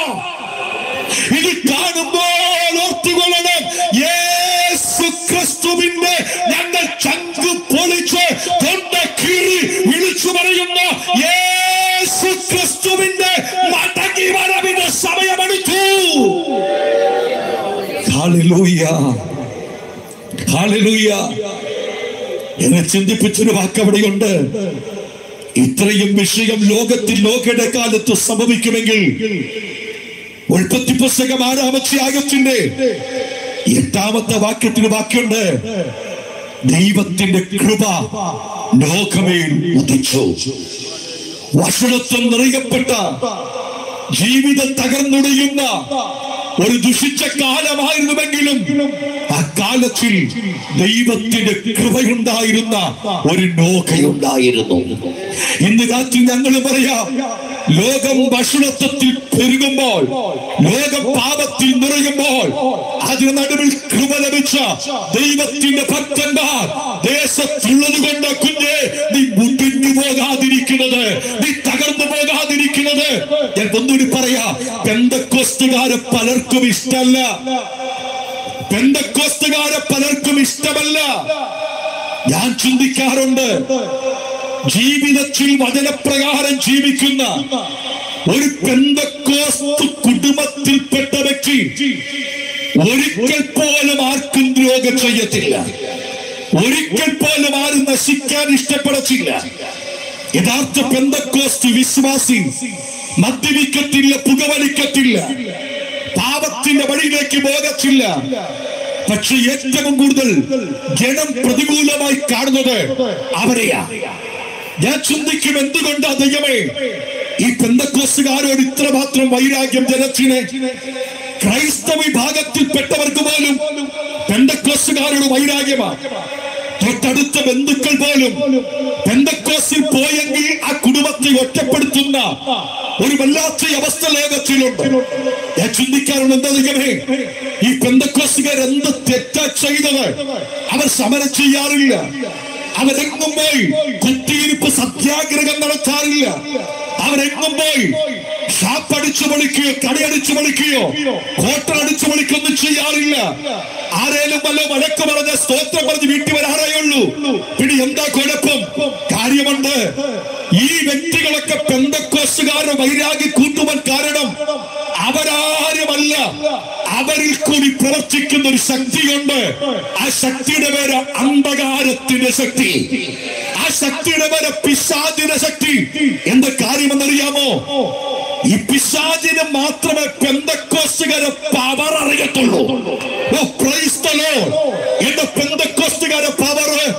ആ പവർ പറയാം, ഒരു വ്യക്തി ഉപദ്രവിക്കുവാൻ വന്നാൽ, അടിക്കുവാൻ വന്നാൽ, കൊല്ലുവാൻ വന്നാൽ പെന്തക്കോസ്തുകാർ മുട്ടുമടക്കും. അവർ മുട്ടുമടക്കി പ്രാർത്ഥിക്കും. ഇന്ത്യ മഹാരാജ്യത്ത് കൈവന്ന എണ്ണാവുന്ന ശതമാനം മാത്രമേ ക്രിസ്ത്യാനികളുള്ളൂ. കത്തോലിക്ക, യാക്കോബയ, മർത്തോമയ, CSI എന്ന് വേണ്ട സകല ക്രൈസ്തവ വിഭാഗം കൂടി കൂടിയാൽ വളരെ ചുരുക്ക ശതമാനമേ ഉള്ളൂ. അതിൽ ഒരു മൂലം പോലും ഇരിക്കാനില്ല പെന്തക്കോസ്തുകാർ, ഒരു മൂലം പോലും ഇരിക്കാൻ.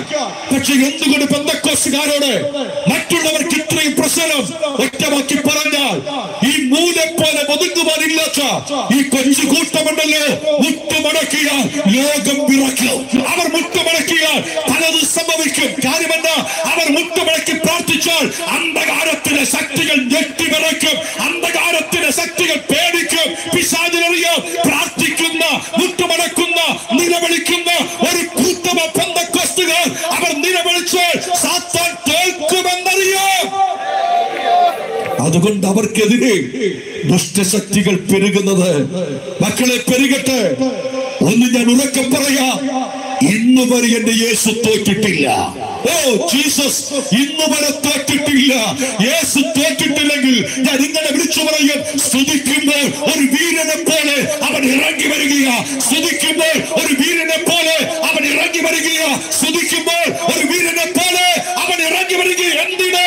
പരാജയപ്പെടുവാനല്ല, പരാജയപ്പെട്ടതിന്റെ വിജയത്തിലെത്തിക്കാൻ. ഇന്ന് രാത്രി ഞാൻ ഉയർത്തുന്ന യേശു ക്രിസ്തു ഉണ്ടല്ലോ, അവന്റെ കൃപ നിന്റെ മേൽ തന്നു കഴിഞ്ഞാൽ ആരൊക്കെ ഭക്ഷണത്തിൽ പോകട്ടെ, ആരൊക്കെ പാപത്തിൽ വീഴട്ടെ, ആരൊക്കെ നാശത്തിൽ ജീവിക്കട്ടെ, അതിന് നടുവിൽ പിടിച്ചു നിൽക്കൽ കൃപ ദൈവം നിന്റെ മേൽ തന്നിട്ടുണ്ടെങ്കിൽ പതരരുത്. നീ വിളിച്ചു പറ, ദൈവത്തിന്റെ കൃപ എനിക്ക് മതി. Hallelujah, hallelujah, hallelujah. ജലഭാഗം വിടുകയാ. ദൈവത്തിന്റെ കൃപ ഉദിച്ച നോക്കയുള്ള കാലം. ജനഭാഗം വിട്ടിട്ട് അടുത്ത സ്റ്റെപ്പിൽ കയറിയ ലോത്തിന്റെ കാലം. ഒറ്റ വാക്കേ പറയുന്നുള്ളൂ, അതിൽ കൂടുതൽ പറഞ്ഞാൽ എന്റെ വിഷയത്തിൽ കയറുവാൻ കഴിയത്തില്ല. ലോത്തിന്റെ കാലത്തിന് പ്രത്യേകത ഒന്ന് ഞാൻ പറഞ്ഞു, ഒന്ന് വായിക്കാം. ഉൽപ്പത്തി പുസ്തകം 19-ാം അധ്യായം 1-ാമത്തെ വാക്യം മുതൽ വേഗത്തിൽ. ആ രണ്ട് ദൂതന്മാർ വൈകുന്നേരത്ത് സോദോമിലെത്തി. ലോത്ത് സോദോം പട്ടണവാതിൽക്കൽ ഇരിക്കുകയായിരുന്നു. അവരെ കണ്ടിട്ട് ലോത്ത് എഴുന്നേറ്റ് എതിരേറ്റു. ലോത്തിന്റെ കാലത്തിന്റെ വിശേഷതയിൽ മനസ്സിലാക്കേണ്ട കുറെ കാര്യമുണ്ട്. രണ്ട് വിഷയം മാത്രം തൊട്ടുവെക്കാം. ഒന്ന്, ദൈവദാസന്മാരെ ബഹുമാനിക്കുന്ന, ദൈവദാസന്മാരെ ആദരിക്കുന്ന ഒരു കാലം ലോത്തിന്റെ കാലത്തുണ്ടായിരുന്നു. വന്ന ദൈവദൂതന്മാർക്ക് മുൻപിൽ ലോത്ത് സാഷ്ടാംഗം വീണു. ലോത്ത് എങ്ങനെയുള്ളവനുമാകട്ടെ, ആ കാലത്തിന്റെ പ്രത്യേകത ദൈവം അയച്ചവരെ ആദരിക്കുന്ന ഒരു കൂട്ടമുണ്ടായി. എന്നെ വിഷയമെടുക്കുന്നില്ല. രണ്ടാമത്, ലോത്തിന്റെ കാലത്തിന്റെ ഒരു വല്ലാത്ത കാലത്തെ കുറിച്ച് എഴുതി വെച്ചിട്ടുണ്ട്. ഒരു നശിച്ച തലമുറ. ആ തലമുറയുടെ വിശേഷത മുൻപ് ഞാൻ ഓർപ്പിച്ചതാ. അതിനെക്കുറിച്ചുള്ള ചിന്തയ്ക്കായി തൊട്ടുവെക്കാൻ മാത്രം വായിച്ചാൽ റോമാലേഖനം 1-ാം അധ്യായം 27-ാമത് വാക്യം വായിച്ചേ. റോമാലേഖനം 1-ാം അധ്യായം 27-ാമത് വാക്യം. അവണ്ണം പുരുഷന്മാരും സ്വാഭാവിക സ്ത്രീ ഭോഗം വിട്ട് അന്യോന്യം കാമം ജ്വലിച്ച് ആണോട് ആണ് അവലക്ഷണം കാണിച്ച കാലം. അത്രയൊക്കെ പറയുന്നുള്ളൂ. ആണോട് ആണ്. ദൈവം വെച്ചേക്കുന്ന വ്യവസ്ഥയുണ്ട്. വിവാഹം എല്ലാവർക്കും മാന്യം. വിവാഹം എല്ലാവർക്കും മാന്യം. ആ വിവാഹം മാന്യമെന്ന് കണ്ട ദൈവം പുരുഷനായി ഭൂമിയിലേക്ക് വരപ്പെട്ട ആദാമിനെ ഇണയായി, തുണയായി, കൂട്ടാളിയായി കൊടുത്തതൊരു പുരുഷനെയല്ല, മറ്റൊരാദാമിനെയല്ല. ആദാമിന് കൂട്ടായി കൊടുത്തത് ഹവ്വ എന്നൊരു സ്ത്രീയായിരുന്നു. അപ്പൊ ദൈവം വെച്ചേക്കുന്ന വ്യവസ്ഥയുണ്ട് വിവാഹത്തിന്. പുരുഷൻ സ്ത്രീയെ വിവാഹം കഴിക്കണം, സ്ത്രീ പുരുഷനുമായി കുടുംബജീവിതം നയിക്കണം. എന്നാൽ ബൈബിൾ പറയുന്നു, ദൈവത്തിന്റെ വ്യവസ്ഥകൾ ലംഘിച്ച് ആണോടാണ്. അതിന് ബൈബിൾ കൊടുത്ത വാക്ക് കൃത്യമായി പറയുന്നു, അപലക്ഷണം കാണിക്കുന്ന സ്ത്രീയും പുരുഷനും അഥവാ സ്വഭോഗ അവസ്ഥയിൽ പുരുഷകാമം, സ്ത്രീകാമം, പുരുഷനെ, സ്ത്രീയെ വിവാഹം കഴിക്കണമെങ്കിൽ ബൈബിൾ പറയുന്നു അത് അപലക്ഷണമാണ്. അപലക്ഷണമുണ്ടായിരുന്ന ഒരു കാലമാണ് ലോത്തിന്റെ കാലം. ഇന്നത്തെ ലോകത്തിന്റെ കാലം പഠിച്ച് ഈ അപലക്ഷണം കൊണ്ട് ലോകം നിറഞ്ഞിരിക്കുക. ഞാൻ അതും പറഞ്ഞവിടെ വിടുകയ. മൂന്നാമത്തെ വിഷയം ചിന്തിക്കേണ്ടത് കൊണ്ട് ഞാൻ അങ്ങോട്ട് വരുവാൻ പോകുന്നു. വായിക്കൽ ലൂക്കോസിന്റെ സുവിശേഷം 21-ാം അധ്യായം 6-ാമത് വേദവാക്യം. ഈ കാണുന്നതിൽ ഇടിഞ്ഞു പോകാതെ കല്ല് കല്ലിന്മേൽ ശേഷിക്കാത്ത കാലം വരുമെന്ന് അവൻ പറഞ്ഞു. നിങ്ങൾക്ക് ഈ വിഷയം അറിയാം. ഇതാണ് അല്പനേരം ചിന്തിക്കുന്നതിൽ പോകുന്നത്. യേശുക്രിസ്തുവിന്റെ ശിഷ്യന്മാരുമായി യെരൂശലേം ദൈവാലയത്തിൽ പ്രാർത്ഥിക്കുവാൻ പോയി. പ്രാർത്ഥിച്ചനന്തരം യേശു ആലയം വിട്ട് പുറത്തേക്ക് ഇറങ്ങി. ആലയത്തിന്റെ പടി കാണിച്ചുകൊണ്ട് ശിഷ്യന്മാർ പറഞ്ഞു, ഗുരു, എന്തു മനോഹരമായ പടിയാണിത്. ആലയത്തിന്റെ പടി സവിസ്തരം ഘോഷിച്ചുകൊണ്ട് യേശുവിനോട് ശിഷ്യന്മാർ പുകഴ്ത്തി പറയുമ്പോൾ യേശു പറഞ്ഞു, ഇതും അനുഗ്രഹിക്കാത്ത ഒരു കാലം ഉണ്ടാകും. എന്താ ഈ വാക്കിന്റെ പിൻപിൽ എന്റെ യേശു ഉദ്ദേശിച്ച വിഷയം? ഞാൻ ഓർപ്പിക്കാം. ഈ ഭൂമിയിൽ 3 കൂട്ടം മനുഷ്യരും. 1 യഹൂദർ, 2 ജാതികൾ, 3 ദൈവത്തിന്റെ സഭ. അതിൽ യഹൂദൻ എന്ന് പറയുമ്പോൾ ഒരു പ്രത്യേക ഗണമായി ദൈവം തിരിച്ചവരാ. ഓടിച്ചു പറഞ്ഞാൽ ഈ ഭൂമി എന്ന ഗ്രഹത്തിൽ ഒത്ത നടുവിൽ ഭൂമിയുടെ കൃത്യം മധ്യഭാഗത്ത് 27,642 ചതുരശ്ര കിലോമീറ്റർ വിസ്തൃതിയിൽ ദൈവം ഒരു ഭൂപ്രദേശം തിരിച്ചിട്ടു.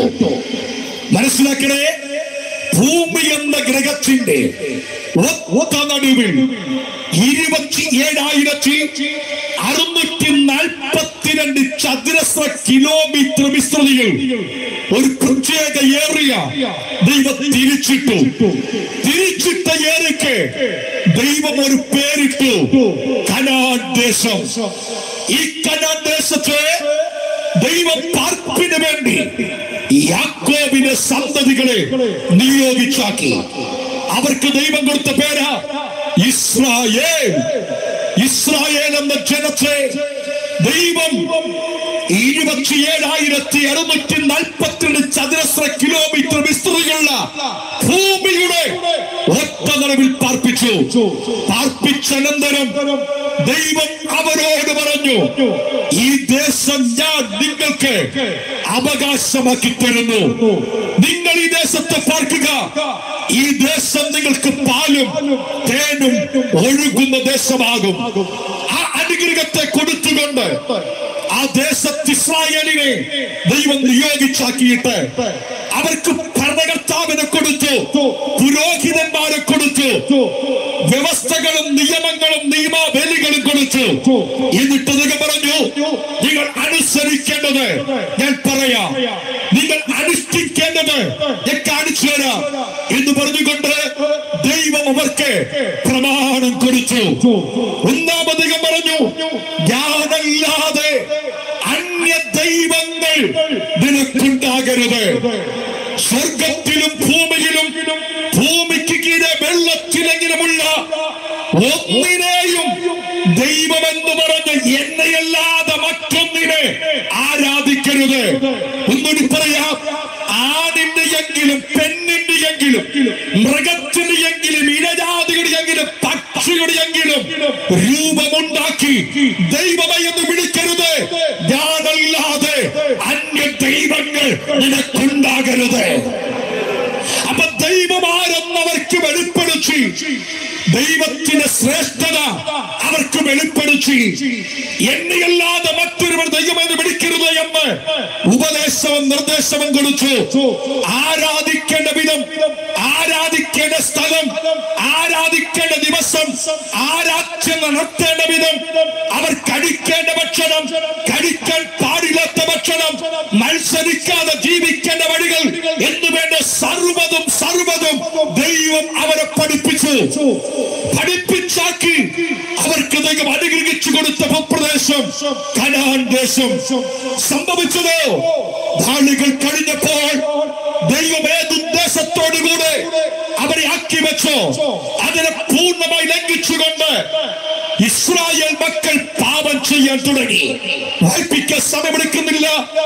അവർ ചെയ്ത പാപം വിശുദ്ധ ബൈബിളിൽ വളരെ വ്യക്തമായി എഴുതി വച്ചിട്ടുണ്ട്. ഞാൻ വായിപ്പിച്ചാൽ സമയം മുൻപോട്ട് ഒത്തിരി പോകും. ഞാൻ പറഞ്ഞു പോകാം. യെശയ്യാ പ്രവാചക പുസ്തകം 43-ാം അധ്യായം 6-8 വാക്യം വായിക്കുമ്പോൾ ദൈവത്തോട് അവർ ചെയ്ത മഹാപാപത്തിലൊന്ന് അവർ ആത്മീകമായി അന്ധരായി മാറി. ആത്മീക കാഴ്ചപ്പാട് അവർക്ക് നഷ്ടമായി. യെഹെസ്കേൽ പ്രവാചക പുസ്തകം 12-ാം അധ്യായം 2-ാമത് വാക്യത്തിൽ അവർ രണ്ടാമത്തെ ദോഷം പറയുന്നു. അവർ മത്സരികളായി മാറി. ദൈവത്തോട് മത്സരിക്കുന്ന, ദൈവം നിയോഗിച്ചവരെ മത്സരിക്കുന്ന, ദൈവം ആക്കി വെച്ചവരോട് മത്സരിക്കുന്ന മത്സരികളായി മാറി. ലൂക്കോസിന്റെ സുവിശേഷം 19-ാം അധ്യായം 41 വായിക്കുമ്പോൾ യേശുവിനെ അവർ തള്ളിക്കളിയാൻ തുടങ്ങി, അവർ തിരസ്കരിക്കാൻ തുടങ്ങി. വിശുദ്ധ യെശയ്യാ പ്രവാചക പുസ്തകം 6-ാം അധ്യായം 10-11 വാക്യം വായിക്കുമ്പോൾ അവർ ചെയ്ത മഹാപാപം വായിക്കുന്നു. അവർ ദൈവ ശബ്ദത്തിന് മറുതലിക്കുവാൻ തുടങ്ങി, ദൈവ ശബ്ദത്തെ അവർ അവഗണിക്കുവാൻ തുടങ്ങി. 1 രാജാക്കന്മാർ 12-ാം അധ്യായം 27 മുതൽ 30 വായിക്കുമ്പോൾ അവർ ചെയ്ത മഹാപാപം വായിക്കുന്നു. അവർ വിഗ്രഹ സേവികളായി മാറി. അങ്ങനെ മത്സര ബുദ്ധികളായി അവർ ദൈവത്തോടെ മത്സരിക്കുവാനും അവർ ആത്മീക അന്തരാകുവാനും ദൈവത്തിന് അകന്നു മാറുവാനും ദൈവത്തെ ചോദ്യം ചെയ്യാനും ദൈവങ്ങളെ സാക്ഷാത് ദൈവം വിളിച്ചുകൊണ്ട് വിഗ്രഹ സേവികളുമായി അത് പതിച്ചപ്പോൾ ദൈവം അവരെ ജാതികളുടെ കയ്യിൽ ഏൽപ്പിച്ചു. പാലും തേനും ഒഴുകുന്ന കനാൻ ദേശം ജാതികൾക്ക് അവകാശമാക്കി കൊടുത്തുകൊണ്ട് സ്വന്തം മണ്ണിൽ നിന്ന്, സ്വന്തം രാജ്യത്തിൽ നിന്ന് ഇസ്രായേലിനെ അടിച്ചു പുറത്താക്കി.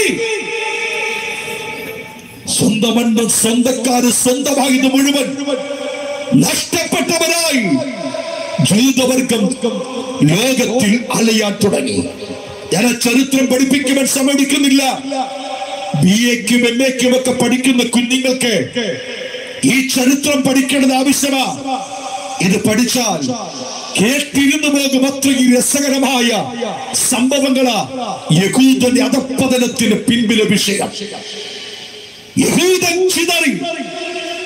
ചിതറിപ്പോ യഹൂദനെ കുറിച്ച് പിന്നത്തേതിൽ പ്രവാചകനായ യെഹെസ്കേൽ ഇപ്രകാരം വിളിച്ചു പറഞ്ഞു. വായിപ്പിക്കാതെ പറയാം. യെഹെസ്കേൽ പ്രവാചക പുസ്തകത്തിൽ വരുമ്പോൾ ഇപ്രകാരം വായിക്കുന്നുണ്ട്. ജസ്റ്റ് ഒന്ന് വായിച്ചാൽ നിങ്ങൾക്ക് പെട്ടെന്ന് മനസ്സിലാക്കാൻ പറ്റും. അത് വായിക്കുന്നതിൽ തെറ്റില്ല. യെഹെസ്കേൽ പ്രവാചക പുസ്തകം 21-ാം അധ്യായം 26-ഉം 27-ഉം വാക്യം ഒന്ന് വേഗത്തിൽ വായിക്കുമോ? യെഹെസ്കേൽ പ്രവചനം 21, 26-ഉം 27-ഉം വേദവാക്യങ്ങൾ.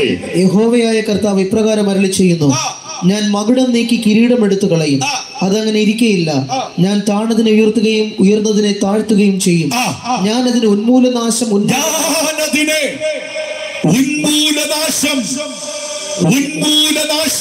ഉന്മൂലനാശം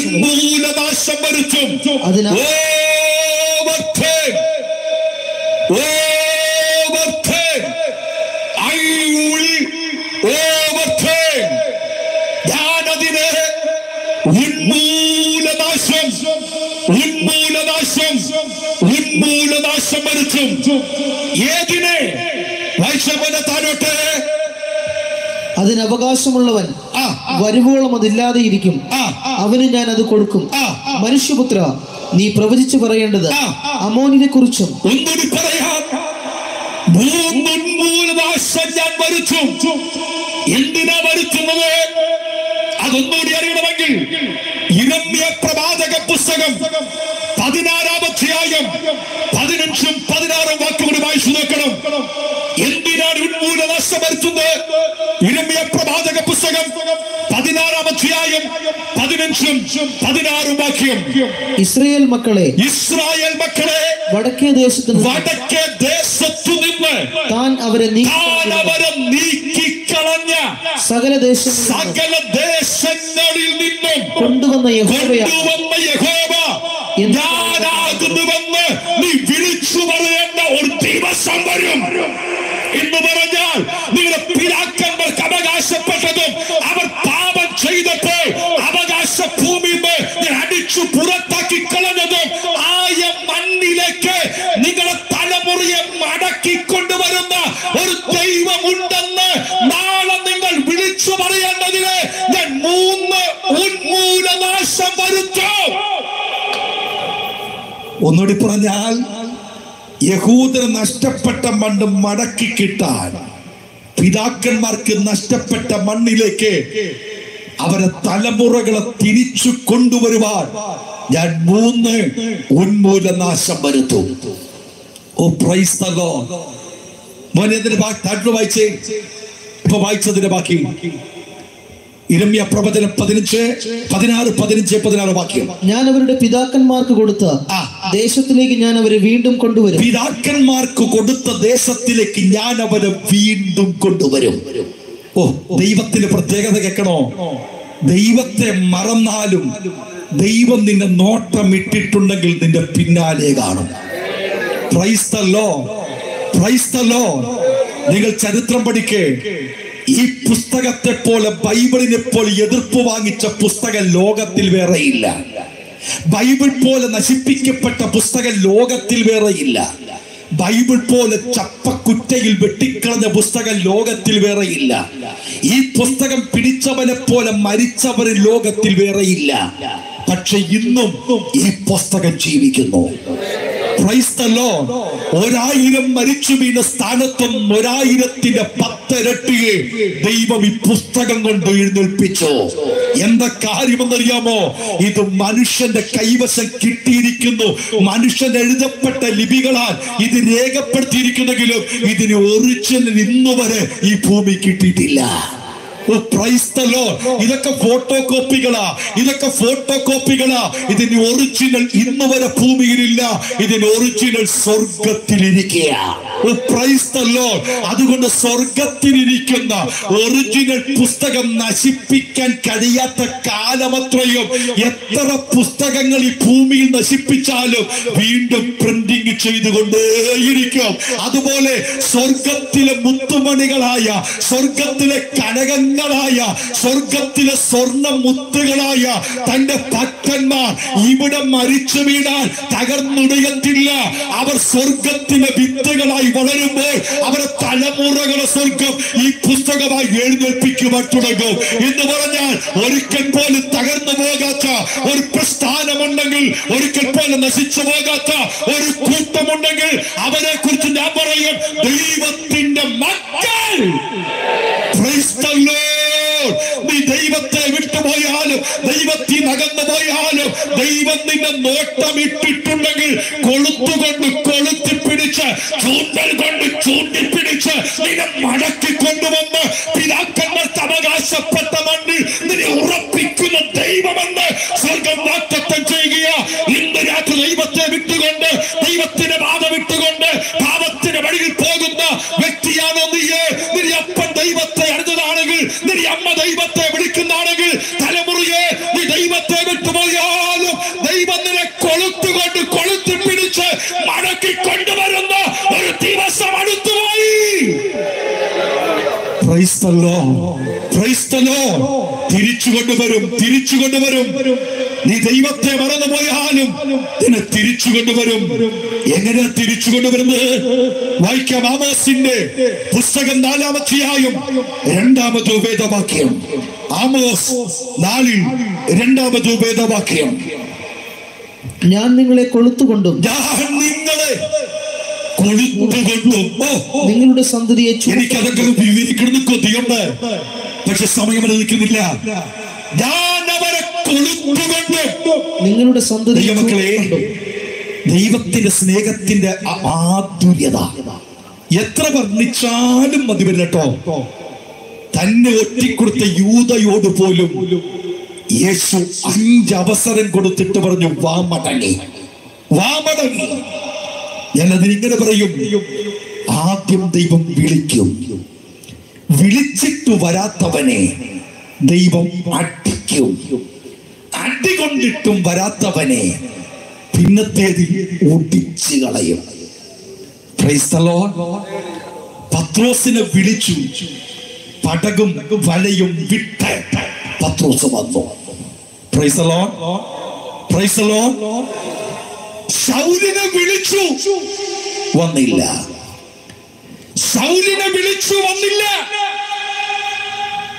കുതിരപ്പുറത്ത് പോയവനെ ദൈവം അടിച്ചു. അടികൊണ്ട് താഴെ വീണവൻ കർത്താവിന്റെ അടി കൊണ്ടപ്പോൾ വന്നു. വിളിച്ചു, അടിച്ചു, എന്നിട്ടും വരാത്ത ഒരുവനുണ്ട്, ഇസ്കരിയോത്തുകാരൻ യൂദ. അടി കൊടുത്തു, വിളി നോക്കി, രണ്ടിനും ഒന്നില്ല. ദൈവം ഒടിച്ചു കളഞ്ഞു. ഒടിക്കും മുൻപേ 5 അവസരം കൊടുത്തു. 5 അവസരം മക്കളെ, നിനക്ക് പല അവസരവും ദൈവം തന്നേക്കുക. ദൈവത്തെ വിളിക്കുന്ന കുടുംബത്തിൽ നിന്ന് ദൈവത്തെ മറന്നുകൊണ്ട് പോകും നിന്നെ നോക്കിക്കൊണ്ട് ദൈവം അവസരങ്ങൾ തന്നേക്കുക. ഒരുപക്ഷെ ഈ സുവിശേഷ യോഗത്തിന്റെ അവസാന രാത്രി നിന്നെ വിളിക്കുന്ന വിളിയുടെ ലാസ്റ്റ് വിളിയാകാം. അതുകൊണ്ട് ഞങ്ങൾ പറയുന്നത്, ദൈവത്തെ മറക്കരുത്, ദൈവത്തെ മറക്കരുത്. ബൈബിൾ കൃത്യമായിട്ട് എഴുതിയിട്ടുണ്ട്, ദൈവത്തെ മറക്കുന്നവരെ. അതിൽ മർമ്മമുണ്ട്. മറക്കുക എന്ന് പറഞ്ഞാൽ പണ്ടൊരിക്കൽ അറിഞ്ഞവരാ. പണ്ടൊരിക്കൽ അറിഞ്ഞിട്ട് മറക്കുന്നവർ. ഇന്ന് ദൈവത്തെ അറിഞ്ഞ് എത്ര പേര് ദൈവത്തെ വിട്ടിട്ട് പോയിട്ടുണ്ട്, ദൈവത്തിന്റെ വഴി വിട്ടുപോയിട്ടുണ്ട്. അങ്ങനെ മറന്നവരെ ദൈവം വിളിച്ചിട്ട് പറയാ, ഞാൻ നിങ്ങളെ കീറിക്കളയും, ഒരു മെഡിക്കൽ സയൻസിനും നിന്നെ പിടിവിപ്പാൻ കഴിയത്തില്ല. ഓ പ്രൈസ് ദി ലോർഡ്. ചില രോഗികൾക്ക് എന്താ സൗഖ്യം കിട്ടാത്തത്? ചികിത്സിച്ചിട്ടും സൗഖ്യം കിട്ടാത്ത എന്താ? ദൈവത്തിന്റെ കീറല. അത് വരും മുൻപ് മടങ്ങി വാ, അത് വരും മുൻപ് മടങ്ങി വാ. യേശു നിന്നെ വിളിക്കുന്നു, യേശു നിന്നെ വിളിക്കുന്നു. കുഞ്ഞെ, യേശുവിന്റെ സ്നേഹത്തിന് പ്രത്യേകത തന്നെ അടിക്കുന്നവരോടും വെറുക്കുന്നവരോടും യേശു ക്ഷമിക്കുന്നവനാ. ഞാൻ ആ കാര്യത്തെ ഒറ്റമാക്കി പറയാ. ബൈബിൾ എഴുതി വെച്ചിരുന്നൊരു വാക്കുണ്ട്, പടയാളികൾ അവനെ തുപ്പി എന്ന് വായിക്കുന്നു. പടയാളികൾ അവനെ തുപ്പി. നാം തുപ്പി എന്ന് മാത്രമേ ശ്രദ്ധിക്കാറുള്ളൂ. പടയാളികൾ അവനെ തുപ്പി. പടയാളി തുപ്പി എന്നല്ല, പടയാളികൾ കുറഞ്ഞപക്ഷം 600-ൽ പരം പടയാളികൾ യേശുവിനെ ഗോൽഗോഥയിലേക്ക് കൊണ്ടുപോകുമ്പോൾ അനുഗമിക്കുന്നുണ്ട്. ആ അനുഗമിക്കുന്ന പടയാളികൾ അവനെ തുപ്പി എന്ന് പറഞ്ഞാൽ ഒരുവൻ തുപ്പി, അടുത്തവൻ തുപ്പി, അടുത്തവൻ തുപ്പി, അടുത്തവൻ തുപ്പി. അങ്ങനെ ഒരു കൂട്ടം പടയാളികൾ തുപ്പിയ തുപ്പൽ വാങ്ങി യേശുവിന്റെ മുഖത്തേക്ക് നോക്കിക്ക്. എന്തു വികൃതമായ രൂപം! ഇത്രയും പേർ തുപ്പിയിട്ടും അടിച്ചിട്ടും ഉപദ്രവിച്ചിട്ടും കുത്തിയിട്ടും മുറിവേൽപ്പിച്ചിട്ടും യേശു അവരോട് പറയുവാൻ ഒരു വാക്കുണ്ട്, പിതാവേ, ഇവർ ചെയ്യുന്നത് ഇന്നതെന്ന് ഇവരറിയായതുകൊണ്ട് ഇവരോട് ക്ഷമിക്കണമേ. ഇന്ന് രാത്രി ഞങ്ങളും പറയാ, നീ ദൈവത്തെ മറന്നു ചെയ്യുന്ന സകല പ്രവൃത്തിയും കണ്ടുകൊണ്ട് നിനക്ക് വേണ്ടി പിതാവിന്റെ വലത്ത് ഭാഗത്തുകൊണ്ട് മധ്യസ്ഥത അടച്ച് നിന്നോട് ക്ഷമ ചെയ്യാൻ, നിന്നോട് ക്ഷമിക്കുവാൻ അവൻ കൊതിക്കുമ്പോൾ ഇന്ന് രാത്രി നിന്നെ മടക്കിക്കൊണ്ടിരുവാൻ ദൈവം ആഗ്രഹിക്കുക. മടങ്ങി വാ യേശുവിലേക്ക്. Hallelujah, hallelujah, hallelujah. യൂദവർഗം ദൈവത്തെ മറന്നുപോയി. അവരെ തലമുറയെ സ്വർഗം കൊളുത്തുകൊണ്ട് പിടിക്കാൻ തുടങ്ങി. ജനഭാഗത്തെ തൊട്ടുവെച്ചാൽ 3 ഉന്മൂലനാശത്തെ അവിടെ വായിക്കുന്നുണ്ട്. എന്താണ് ഈ 3 ഉന്മൂലനാശം? ഒന്നാമത്തെ ഉന്മൂലനാശം ലോകത്തിലുണ്ടായ ഒന്നാമത്തെ ലോകമഹായുദ്ധമാണ്. ഈ 3 ഉന്മൂലനാശം എന്ന് പറയുന്നത് 3 മഹായുദ്ധങ്ങളാണ്. അതിൽ 2 മഹായുദ്ധം ഇതോടകം സംഭവിച്ചു കഴിഞ്ഞു. ഇനി 3ാമത്തെ ഒരു മഹായുദ്ധം നടക്കും. ഞാൻ ഇന്ന് രാത്രി സമയമുണ്ടെങ്കിൽ അങ്ങോട്ട് എത്തുമ്പോൾ നിങ്ങൾക്ക് മനസ്സിലാകും, ഇനി അധിക നാൾ ഈ ഭൂമിയിൽ സുവിശേഷ യോഗം ഉണ്ടാകില്ല. Price the Lord. അധിക നാൾ സുവിശേഷകർ ഈ ഭൂമിയിൽ കാണത്തില്ല. ഞങ്ങൾക്ക് പോകുവാനുള്ള വണ്ടി സ്റ്റാർട്ടാക്കിയിട്ടേക്കുക. ഓ പ്രൈസ് ദി ലോർഡ്. വിളിച്ചുകൊണ്ടിരിക്കെ കേറുവാൻ സമയമായി, വരുവാൻ സമയം ഇനിയും അധികം ഇല്ല എന്ന് തെളിയിക്കുകയാ. കണ്ടോ, 3 ഉന്മൂലനാശം. അതിലൊന്ന് ലോക ചരിത്രം കണ്ട അഗ്നിലോകത്തിൽ സർവജനവും ഭയപ്പെട്ട ഒരു യുദ്ധമായിരുന്നു 1ാം ലോകമഹായുദ്ധം. 1914 മുതൽ 1918 വരെ ലോകത്തെ ഞെട്ടിച്ച ഭീകരമായ ഒരു യുദ്ധമായിരുന്നു 1ാം ലോകമഹായുദ്ധം. ആ 1ാം ലോകമഹായുദ്ധമാണ് 1ാമത്തെ ഉന്മൂലനാശം. എന്താ 1ാം ലോകമഹായുദ്ധം? നിങ്ങൾക്കറിയാം, ഈ ലോകത്തിലെ രാജ്യങ്ങൾ 2 ചേരിയിലേക്ക് തിരിഞ്ഞു. ആ 2 ചേരിക്കും നായകസ്ഥാനം വഹിക്കുവാൻ 2 രാജ്യങ്ങൾ മുൻപോട്ട് വന്നു.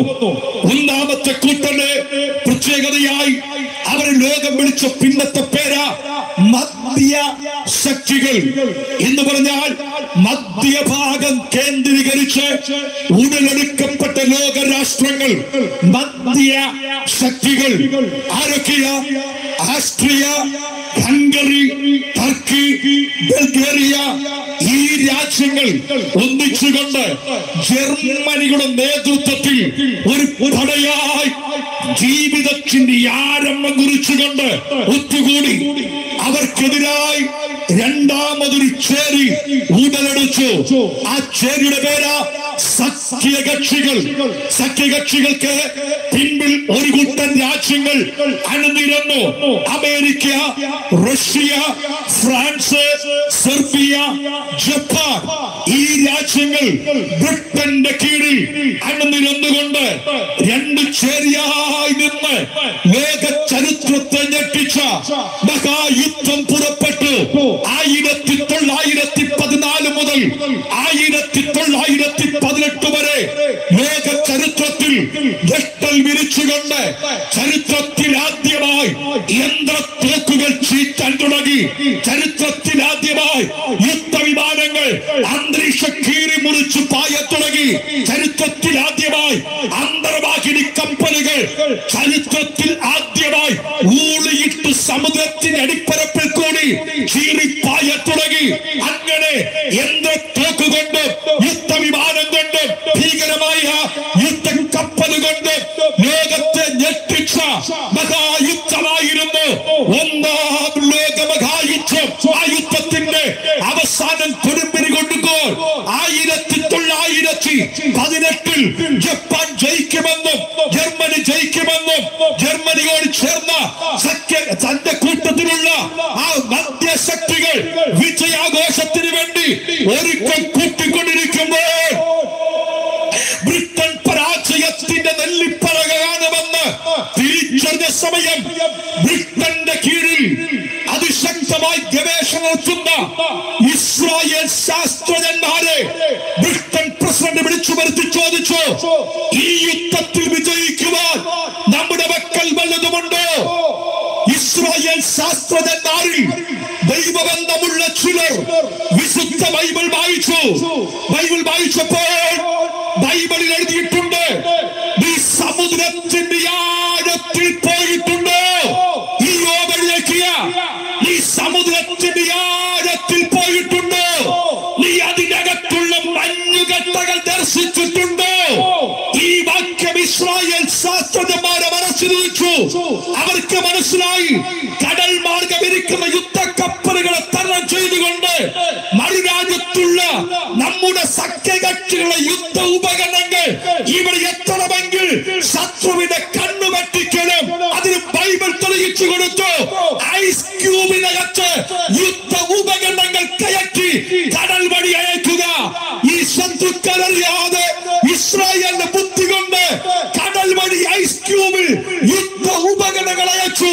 ശത്രുക്കളായ ജർമ്മൻ സൈന്യം തന്റെ കൂട്ടാളികൾ നോക്കിയപ്പോൾ കടൽ വഴി ഐസ് കട്ടകൾ ഒഴുകി വരുന്നു. അത് ഐസ് ക്യൂബാണ്, ഐസ് മണിയാണ്. പൊട്ടികത ഓർത്തുകൊണ്ട് അവർ താഴോട്ട് തട്ടി തട്ടി വിട്ടു. ശത്രുവിനെ തകർക്കാൻ ഉപകരണത്തെ ശത്രുവിനെ കൊണ്ട് തന്നെ കൊണ്ടുവരിപ്പിച്ച് ഇസ്രായേൽ മക്കളുടെ ബുദ്ധിമാന്മാരുടെ കഴിവിന്റെ വെളിച്ചത്തിൽ അതിശക്തമായി ബ്രിട്ടൻ യുദ്ധം ചെയ്ത് ജർമ്മനിയെ തോൽപ്പിച്ചപ്പോൾ ബ്രിട്ടൻ ചോദിച്ചു, എന്ത് പ്രതിഫലം തരണം? ഓ പ്രൈസ് ദി ലോർഡ്. അതാണ് ബൈബിൾ പറഞ്ഞത്, ഞാൻ മീൻപിടുത്തക്കാരെ വരുത്തും. കടൽ വഴി കൊണ്ടുവരപ്പെട്ട അതിശക്തമായ യുദ്ധ ഉപകരണം കൊണ്ട് യുദ്ധം ചെയ്ത് ജർമ്മനിയെ തോൽപ്പിച്ചു ബ്രിട്ടൻ ജയിച്ചപ്പോൾ ബ്രിട്ടൻ ചോദിച്ചു, പ്രതിഫലം എന്തു വേണം? ബ്രിട്ടൻ പറഞ്ഞു, ഞങ്ങളുടെ പിതാക്കന്മാർക്ക് അവകാശപ്പെട്ടതും തുർക്കികൾ കൈവശപ്പെടുത്തി ഉപ്പുവെള്ളം അടിച്ചു കയറ്റി തരിശാക്കി ഇട്ടതുമായ ഞങ്ങളുടെ മണ്ണ് ഞങ്ങൾക്ക് മടക്കി തരണം. ദൈവം പറഞ്ഞു, നിന്റെ പിതാക്കന്മാരുടെ മണ്ണിലേക്ക് ഞാൻ നിങ്ങളെ തിരിച്ചു കൊണ്ടുവരും. അതിന് ഞാൻ ചില മീൻപിടുത്തക്കാരെ നിയോഗിച്ചിട്ടുണ്ട്. ഞാൻ അതിന്റെ ചരിത്രത്തിലേക്ക് ഇനി പോകുന്നില്ല. അവർ ചെയ്ത പ്രവൃത്തികൾക്കാണോ? ബ്രിട്ടൻ പറഞ്ഞു, നോക്കിയപ്പോൾ തരിശു മണ്ണല്ലേ, എടുത്തോ. ഈ വാക്ക് കേട്ടപ്പോൾ അന്ന് മൊബൈൽ സംവിധാനമില്ല, വാർത്താ വിതരണ സംവിധാനം ഒന്നുമില്ല. പക്ഷെ ഈ വാക്ക് പുറപ്പെടുവിച്ചത് പിന്നാലെ ലോകത്തിന്റെ നാലുദിക്കിന്നും ജൂതന്മാർ അങ്ങോട്ട് പാലായനം തുടങ്ങി. 1000-ആയി, 2000-ആയി, 3000-ആയി ജനം കയറിക്കഴിഞ്ഞപ്പോൾ ബ്രിട്ടൻ പറഞ്ഞു, മതി, ഇനി വരണ്ട, ഒതുക്കി ഓടിച്ചു. പറഞ്ഞാൽ ദൈവം പറഞ്ഞൊരു വാക്തത്വമുണ്ട്, ഒരു വാക്കുണ്ട്, മീൻപിടുത്തക്കാർ മീൻ പിടിച്ച കൂട്ടത്തിൽ വരാത്തവരെ ഞാൻ വീണ്ടും നായാട്ടുകാരെ വരുത്തി നായാടി പിടിച്ചു കൊണ്ടുവരും. ആ നായാട്ടാണ് 1938 മുതൽ 45 വരെ നടന്ന രണ്ടാമത്തെ ഉന്മൂലനാശം. അതാണ് ലോകം കണ്ട രണ്ടാം ലോകമഹായുദ്ധം. ലോകം കണ്ട രണ്ടാം ലോകമഹായുദ്ധം 38 ആരംഭിച്ചു 45 അവസാനിക്കുമ്പോൾ നീണ്ട വർഷങ്ങളുടെ യുദ്ധത്തിൽ ആദ്യമായി ഈ ലോകത്തിൽ ഒരു വൻ ശക്തി രൂപാന്തരപ്പെട്ടു. ഒരു വൻ ശക്തമായ സംവിധാന രൂപാന്തരപ്പെട്ടു.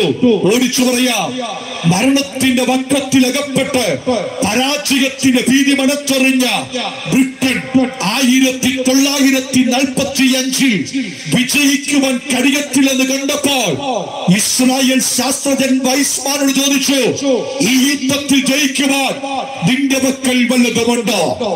1945 ഇത് ചോദിക്കുന്നത്. എന്നാൽ രണ്ടാം ലോകമഹായുദ്ധമായ രണ്ടാമത്തെ ഉന്മൂലനാശത്തിന്റെ മൂർധന്യാവസ്ഥയിൽ ലോകത്തെ ഞെട്ടിച്ച മറ്റൊരു സംഭവം ഉണ്ടായി. 1942 ഡിസംബർ മാസം 2-ാം തീയതി ഇന്ത്യൻ സമയം വെളുപ്പിന് 7:30 അമേരിക്കയിലെ ചിക്കാഗോ യൂണിവേഴ്സിറ്റിയിൽ ഒരു തീപിടുത്തമുണ്ടായി. ആ തീപിടുത്തത്തിന് പിൻപിൽ ഒരു വിഷയമുണ്ടായിരുന്നു. എന്താണ് വിഷയം? 1934 അതിശക്തനായ ശാസ്ത്രജ്ഞൻ, ഇറ്റാലിയൻ ശാസ്ത്രജ്ഞൻ എൻറിക്കോ ഫെർമി, അദ്ദേഹം നിരീശ്വരവാദിയ ക്രിസ്തീയ കുടുംബത്തിൽ ജനിച്ച് നിരീശ്വരനായി വളർന്ന് ദൈവമില്ലാതെ ജീവിച്ച ഇറ്റാലിയൻ ശാസ്ത്രജ്ഞൻ എൻറിക്കോ ഫെർമി ശാസ്ത്രജ്ഞനായതുകൊണ്ട് എല്ലാ മതഗ്രന്ഥങ്ങളും വായിച്ചു. ആ വായിച്ച കൂട്ടത്തിൽ ക്രിസ്ത്യാനികൾ വിശ്വസിക്കുന്ന ബൈബിളും വായിച്ചു. ബൈബിൾ വായിച്ചപ്പോൾ 1937 താൻ വായിച്ചപ്പോൾ ബൈബിളിൽ നിന്ന് ഒരു വാക്ക് തന്നിൽ ഉടച്ചു നിന്നു. ആ വാക്ക് മറ്റൊന്നുമല്ല, മുക്കുവനായ മീൻപിടുത്തക്കാരനായ ശീമോൻ പത്രോസ് പറഞ്ഞ വാക്ക് ബൈബിളിൽ എഴുതി വെച്ചിട്ടുണ്ട്. അതിങ്ങനെയാ, മൂലപദാർത്ഥങ്ങൾ കത്തുമ്പോൾ ഭൂമിയും അതിലെ പടികളും വെന്തുപോകും. മൂലപദാർത്ഥം കത്തുമ്പോൾ ഭൂമിയും അതിലെ പടികളും വെന്തുപോകും. എൻറിക്കോ ഫെർമി എന്ന ശാസ്ത്രജ്ഞൻ ചിരിച്ചനന്തരം ഈ വാക്യം ന്യായമായി സംഭവിക്കുമെന്നറിയാൻ ഗവേഷണം ആരംഭിച്ചു. 1942 വരെ ലോകത്തിലെ ശാസ്ത്രം ഒന്നിച്ചു വിളിച്ചു പറഞ്ഞു. സകല ശാസ്ത്ര കണ്ടുപിടുത്തവും ഒരുമിച്ച് വിളിച്ചു പറഞ്ഞു, മൂലപദാർത്ഥം വീണ്ടും വിഘടിക്കില്ല. എന്താ മൂലപദാർത്ഥം? മൂലപദാർത്ഥം എന്ന വാക്കിന്റെ കെമിസ്ട്രി വാക്ക് ആറ്റം, ഇംഗ്ലീഷ് വാക്ക് എലമെന്റ്. എന്താ എലമെന്റ്? ആറ്റം. ആറ്റം എന്ന് പറഞ്ഞാൽ ഒരു വസ്തുവിന്റെ ഏറ്റവും ചെറിയ കണിക, ഒരു പദാർത്ഥത്തിന് ഏറ്റവും അവസാനത്തെ തരി സമം ആറ്റം, എലമെന്റ്. ആ എലമെന്റ് വീണ്ടും വിഘടിക്കില്ല എന്ന് 1942 ഡിസംബർ മാസം 1-ാം തീയതി വരെ ലോകശാസ്ത്രജ്ഞർ വിളിച്ചു പറഞ്ഞു. എന്നാൽ അതിനു മുൻപ് ബൈബിളിൽ പഠിത്തമില്ലാത്ത, സ്കൂളിൽ പോയിട്ടില്ലാത്ത, ഗലിയിലെ കടലിൽ മീൻ പിടിച്ചു മാത്രം പരിചയമുള്ള മുക്കുവനായ ശീമോൻ പത്രോസിൽ കൂടി എന്റെ ദൈവം വിളിച്ചു പറഞ്ഞു, മൂലപദാർത്ഥം വിഘടിക്കുമ്പോൾ ഈ ഭൂമി കത്തും. Hallelujah, hallelujah. പത്രോസ് പഠിച്ചിട്ടില്ല, പക്ഷെ ശാസ്ത്രജ്ഞർ പഠിച്ചവരാ. പഠിച്ചവർ പറയുന്നു വിഘടിക്കില്ല, പഠിക്കാത്തവൻ പറയുന്നു വിഘടിക്കും. പഠിച്ചവർ പറയുന്നു ആ വിഘടനത്താൽ ഭൂമി കത്തില്ല. പഠിക്കാത്തവൻ പറയുന്നു മൂലപദാർത്ഥം വിഘടിച്ചാൽ, എലമെന്റ് വിഘടിച്ചാൽ ഈ ഭൂമി കത്തും. ഭൂമി കത്തും. എന്താ സംഭവം എന്നറിയാം? എൻറിക്കോ ഫെർമി പരീക്ഷണം ആരംഭിച്ചു. 42 ഡിസംബർ മാസം 2-ാം തീയതി എൻറിക്കോ ഫെർമി ചിക്കാഗോ യൂണിവേഴ്സിറ്റിയിൽ 60ഓളം ശാസ്ത്രജ്ഞന്മാരെ നിരത്തി നിർത്തി ന്യൂട്രോൺ, പ്രോട്ടോൺ, ഇലക്ട്രോൺ ഇവ തമ്മിൽ സംയോജിപ്പിച്ച് ഒരു ദിവസം മുഴുവനും പരിശോധിച്ച് അവസാനം ഇന്ത്യൻ സമയം 7:15 ചിക്കാഗോ യൂണിവേഴ്സിറ്റി ഒരു തീപ്പന്തമായി കത്താൻ തുടങ്ങി. കത്താൻ കാരണം എൻറിക്കോ ഫെർമിയുടെ പരീക്ഷണത്തിൽ ആറ്റം വിഘടിച്ചു. വിഘടിച്ച ആ കാഴ്ച കണ്ട് നിരീശ്വരവാദിയായ എൻറിക്കോ ഫെർമി അന്നുവരെ അംഗീകരിക്കാത്ത ബൈബിൾ കരത്തിലെടുത്തുകൊണ്ട് ചിക്കാഗോ യൂണിവേഴ്സിറ്റിയുടെ പുറത്തേക്ക് ഓടി വന്ന് പറഞ്ഞു, ശാസ്ത്രം തോറ്റു, ബൈബിൾ ജയിച്ചു. Praise the Lord. Enrico Fermi തോറ്റു, ദൈവം ജയിച്ചു. അന്ന് എൻറിക്കോ ഫെർമി കണ്ടുപിടിച്ചു ആറ്റം വിഘടിക്കും. ആ സമയം 2ാം ലോകമഹായുദ്ധത്തിന്റെ നെടുമ്പിരി കൊള്ളുന്ന സമയമാണ്. 45 എടുത്തപ്പോൾ ബ്രിട്ടൻ ചോദിച്ചു, വൈസ്മാനെ ഏതെങ്കിലും വിധത്തിൽ ജയിക്കാൻ കഴിയുമോ? വൈസ്മാൻ പറഞ്ഞു, ജയിക്കാം. അതിനുവേണ്ടി ആറ്റം വിഘടിപ്പിച്ച ചരിത്ര പശ്ചാത്തലം പഠിച്ച എൻറിക്കോ ഫെർമിയുടെ ഫോർമുല ഈ വൈസ്മാൻ ബ്രിട്ടന് ഹാൻഡ് ഓവർ ചെയ്തു. അങ്ങനെ ബ്രിട്ടൻ യഹൂദ ശാസ്ത്രജ്ഞന്മാരുടെ അകമഴിഞ്ഞ ഭയാനകമായ കഠിന പ്രയത്നത്തിന് ഫലമായി 2ാം ലോകമഹായുദ്ധത്തിന്റെ അവസാനം ലോകത്തെ ഞെട്ടിച്ച ആറ്റം ബോംബുണ്ടാക്കി. ഹിരോഷിമയിലും നാഗസാക്കിയിലും വർഷിപ്പിച്ചു. ആറ്റം ബോംബ് സ്ഫോടനത്താൽ 2ാം ലോകമഹായുദ്ധത്തിൽ ബ്രിട്ടൻ ജയിച്ചു. ജയിച്ചു കഴിഞ്ഞപ്പോൾ ബ്രിട്ടൻ ചോദിച്ചു, ഇതിന് പ്രതിഫലമായി എന്ത് വേണം? ഇസ്രായേൽ വിളിച്ചു പറഞ്ഞു, വാക്കുകൊണ്ട് തന്ന പോരാ, ഞങ്ങൾക്ക് കിട്ടേണ്ടത് രേഖാമൂലം ഞങ്ങളുടെ പിതാക്കന്മാർക്ക് അവകാശപ്പെട്ടതും 2000 വർഷം ലോകത്തിൽ ഇല്ലാതിരുന്നതുമായ ഇസ്രായേൽ എന്ന രാജ്യം ഞങ്ങൾക്ക് മടക്കി കിട്ടണം. Price the Lord. ഈ ലോകത്തിൽ 2000 വർഷം ഇല്ലാതിരുന്നൊരു ഭരണമാണ് ഇസ്രായേൽ എന്ന ഭരണം. 2000 വർഷം ഇല്ലാതിരുന്ന രാജ്യം മടക്കി കിട്ടണം. പകരം കേൾക്കണോ? ബ്രിട്ടൻ പറഞ്ഞു, നിങ്ങൾ അമേരിക്ക ചോദിച്ചോ തരാം, ഈ ബ്രിട്ടൻ ചോദിച്ചോ തരാം, നയഗ്ര വെള്ളച്ചാട്ടം സമീപഭാഗമുള്ള കാനഡ പ്രദേശം ചോദിച്ചോ തരാം, പക്ഷെ നിങ്ങൾ ചോദിക്കുന്ന മണ്ണ് തരില്ല. കാര്യം കേൾക്കണോ?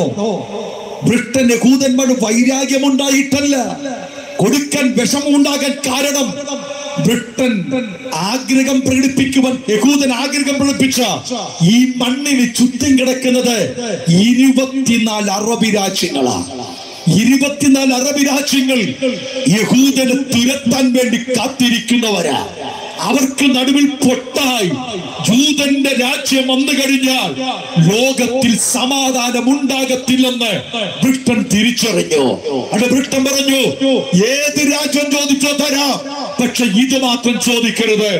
പക്ഷെ ബ്രിട്ടനോട് യഹൂദൻ പറഞ്ഞു, ഞങ്ങളുടെ പിതാക്കന്മാർക്ക് അവകാശപ്പെട്ട മണ്ണ് തന്നെ ഞങ്ങൾക്ക് വേണം. ബ്രിട്ടൻ കൊടുത്തില്ല. അവസാനം സംഭവിച്ചത്, ബ്രിട്ടൻ കൊടുക്കാതെ വന്നപ്പോൾ ബ്രിട്ടന്റെ സഖ്യകക്ഷിയിൽപ്പെട്ട വിഭാഗങ്ങളായ റഷ്യയോടും അമേരിക്കയോടും, അന്ന് റഷ്യയും അമേരിക്കയും ബ്രിട്ടനും അന്ന് ബ്രിട്ടന്റെ ഈ തിരസ്കാരത്തിന് മുൻപിൽ ഇസ്രായേൽ റഷ്യയോടും അമേരിക്കയോടും പറഞ്ഞു, ഞങ്ങൾക്ക് ആ മണ്ണ് തിരിച്ചു തരണം. അങ്ങനെ ബ്രിട്ടനോട് അമേരിക്കയും റഷ്യയും സമ്മർദ്ദം ചെലുത്തി കഴിഞ്ഞപ്പോൾ ബ്രിട്ടൻ മനസ്സോടെ യഹൂദന്റെ മണ്ണായ കനാൻ ദേശം കൊടുക്കാമെന്ന് പറഞ്ഞു. ഇനി ശ്രദ്ധിക്കണേ, കൊടുക്കാമെന്ന് പറഞ്ഞിട്ട് ബ്രിട്ടൻ ചെയ്ത തന്ത്രം യഹൂദന്റെ മണ്ണിനെ, ജൂതന്റെ കനാൻ ദേശത്തെ മൂന്നായിട്ട് വലിച്ചു കീറി 27,642 ചതുരശ്ര കിലോമീറ്റർ വിസ്തൃതിയുള്ള മണ്ണിനെ മൂന്നായി വലിച്ചു കീറി. അതിൽ 20,770 ചതുരശ്ര കിലോമീറ്റർ ഒരു കീറാക്കി എടുത്ത് യഹൂദനകയിൽ കൊടുത്തു. ഇസ്രായേൽ എന്ന് പേരിട്ട് അതിനിപ്പുറത്ത് 6,220 ചതുരശ്ര കിലോമീറ്റർ ഭാഗം വലിച്ചു കീറിയെടുത്ത് പലസ്തീൻ എന്ന് പേരിട്ട് യോർദാന്റെ കയ്യിൽ കൊടുത്തു. ഈ രണ്ടിനുമിടയിൽ 652 ചതുരശ്ര കിലോമീറ്റർ ആർക്കും കൊടുക്കാതെ മാറ്റിയിട്ടു. ആ മാറ്റിയിട്ട ഭൂപ്രദേശത്തിന്റെ പേര് യെരൂശലേം. Price the Lord, praise the Lord. ഒരു വാക്യം വായിച്ചിട്ട് ഞാൻ അൽപ്പൂടി എടുത്തിട്ട് നിർത്താം. ഒന്നെടുക്കാം. ഹഗായി പ്രവാചക പുസ്തകം ഒന്ന് വേഗത്തിലെടുത്താട്ടെ.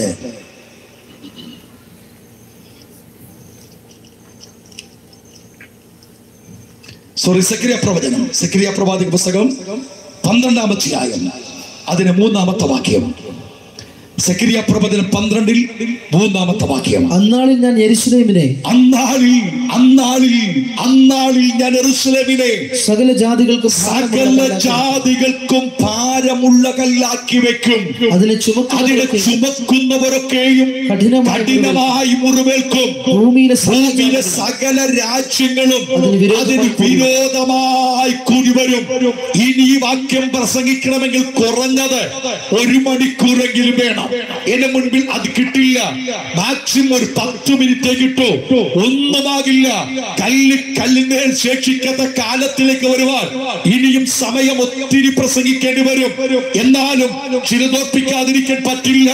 മക്കളെ, യെരൂശലേമിനെ കുറിച്ച് നൂറ്റാണ്ടുകൾക്ക് മുൻപ് ദൈവത്തിന്റെ ആത്മാവിൽ കൂടി സെക്രിയ പ്രവാചകൻ പ്രവചിച്ച പ്രവചനമാണ് പ്രിയപ്പെട്ട ദൈവകുഞ്ഞു വായിച്ചു കേൾപ്പിച്ചത്.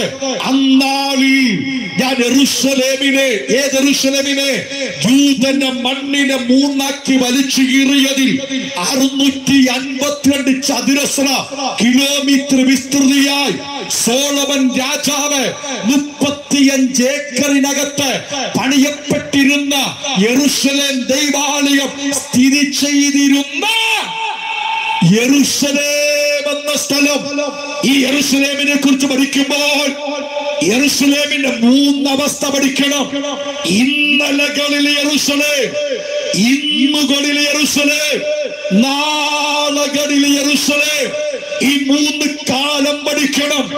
ഇന്നലകളിൽ യെരൂശലേമിനെ കുറിച്ച് വിശുദ്ധ തിരുവെഴുത്തിലേക്ക് വന്നാൽ അത് സമാധാനത്തിന്റെ പട്ടണം, അത് രാജാവിന്റെ നഗരം, അത് ആരാധനയുടെ സ്ഥലം, അത് ചരിത്ര പ്രസിദ്ധമായ സോളമൻ പണികഴിപ്പിച്ച ദൈവാലയത്തിന്റെ അടിസ്ഥാനമിട്ട സ്ഥലം. ഈ ഭൂമിയുടെ ഒത്ത നടുഭാഗം വിശ്വാസവീരനായ അബ്രഹാം തന്റെ ഓമന പുത്രനായ ഇസഹാക്കിനെ മോറിയ ദേശത്തുള്ള മലമേൽ യാഗം കഴിക്കുവാൻ കൊണ്ടുപോയി യാഗപീഠം പണിയപ്പെട്ട മലയുള്ള ദേശം. Price the Lord. യെരൂശലേം ദൈവദൂതന്മാർ സ്വർഗമണ്ഡലം വിട്ട് ഈ താണഭൂമിയിലേക്ക് ആദ്യമായി ഇറങ്ങി വന്ന സ്ഥലം. മാനവജാതിയുടെ പാപത്തിന്റെ പരിഹാരത്തിനായി മനുഷ്യപുത്രനായി എന്റെ ദൈവം അവതരിച്ചിറങ്ങി വന്ന സ്ഥലം, മശിഹ അവതരിച്ച സ്ഥലം. Praise the Lord. മനുഷ്യജാതിയും മഹാദൈവവും തമ്മിൽ സമ്മേളിച്ച സഭയം ദൈവാലയത്തിന്റെ അടിസ്ഥാനമിട്ട സ്ഥലം. മാനവകുലത്തിന്റെ പാപത്തെ സ്വയം ഏറ്റെടുത്തുകൊണ്ട് പരമയാഗമായി മലമേൽ പരമയാഗമായി അർപ്പണം ചെയ്യപ്പെട്ട യേശു മരിക്കപ്പെട്ട സ്ഥലം.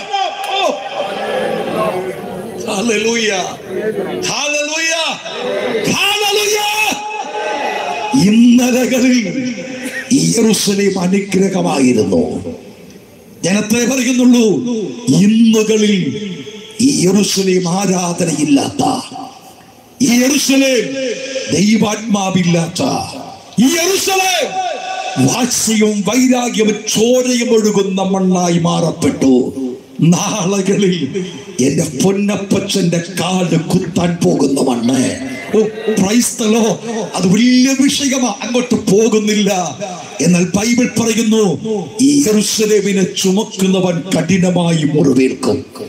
അതിന് ചുറ്റുമുള്ള സകല ജാതികളും അതിന് വിരോധമായി കൂടി വരും. ഞാൻ അതിൽ 2-3 വാക്കങ്ങ് പറഞ്ഞ് അവസാനിപ്പിക്കാം. മാറ്റിയിട്ട യെരൂശലേം 652 ചതുരശ്ര കിലോമീറ്റർ. പക്ഷെ ലഭിച്ച മണ്ണിൽ യഹൂദൻ കൊടി ഉയർത്തി.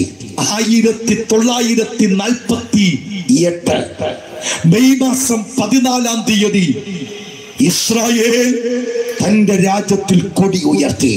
കൊടി ഉയർത്തിക്കൊണ്ട് ആദ്യം പ്രസംഗിച്ച പ്രസംഗത്തിൽ പറഞ്ഞ വാക്കിങ്ങനെയാ: നമ്മുടെ അവസാനത്തെ തരി തിരിച്ചു കിട്ടും വരെ നാം ഉറങ്ങുവാൻ പാടില്ല.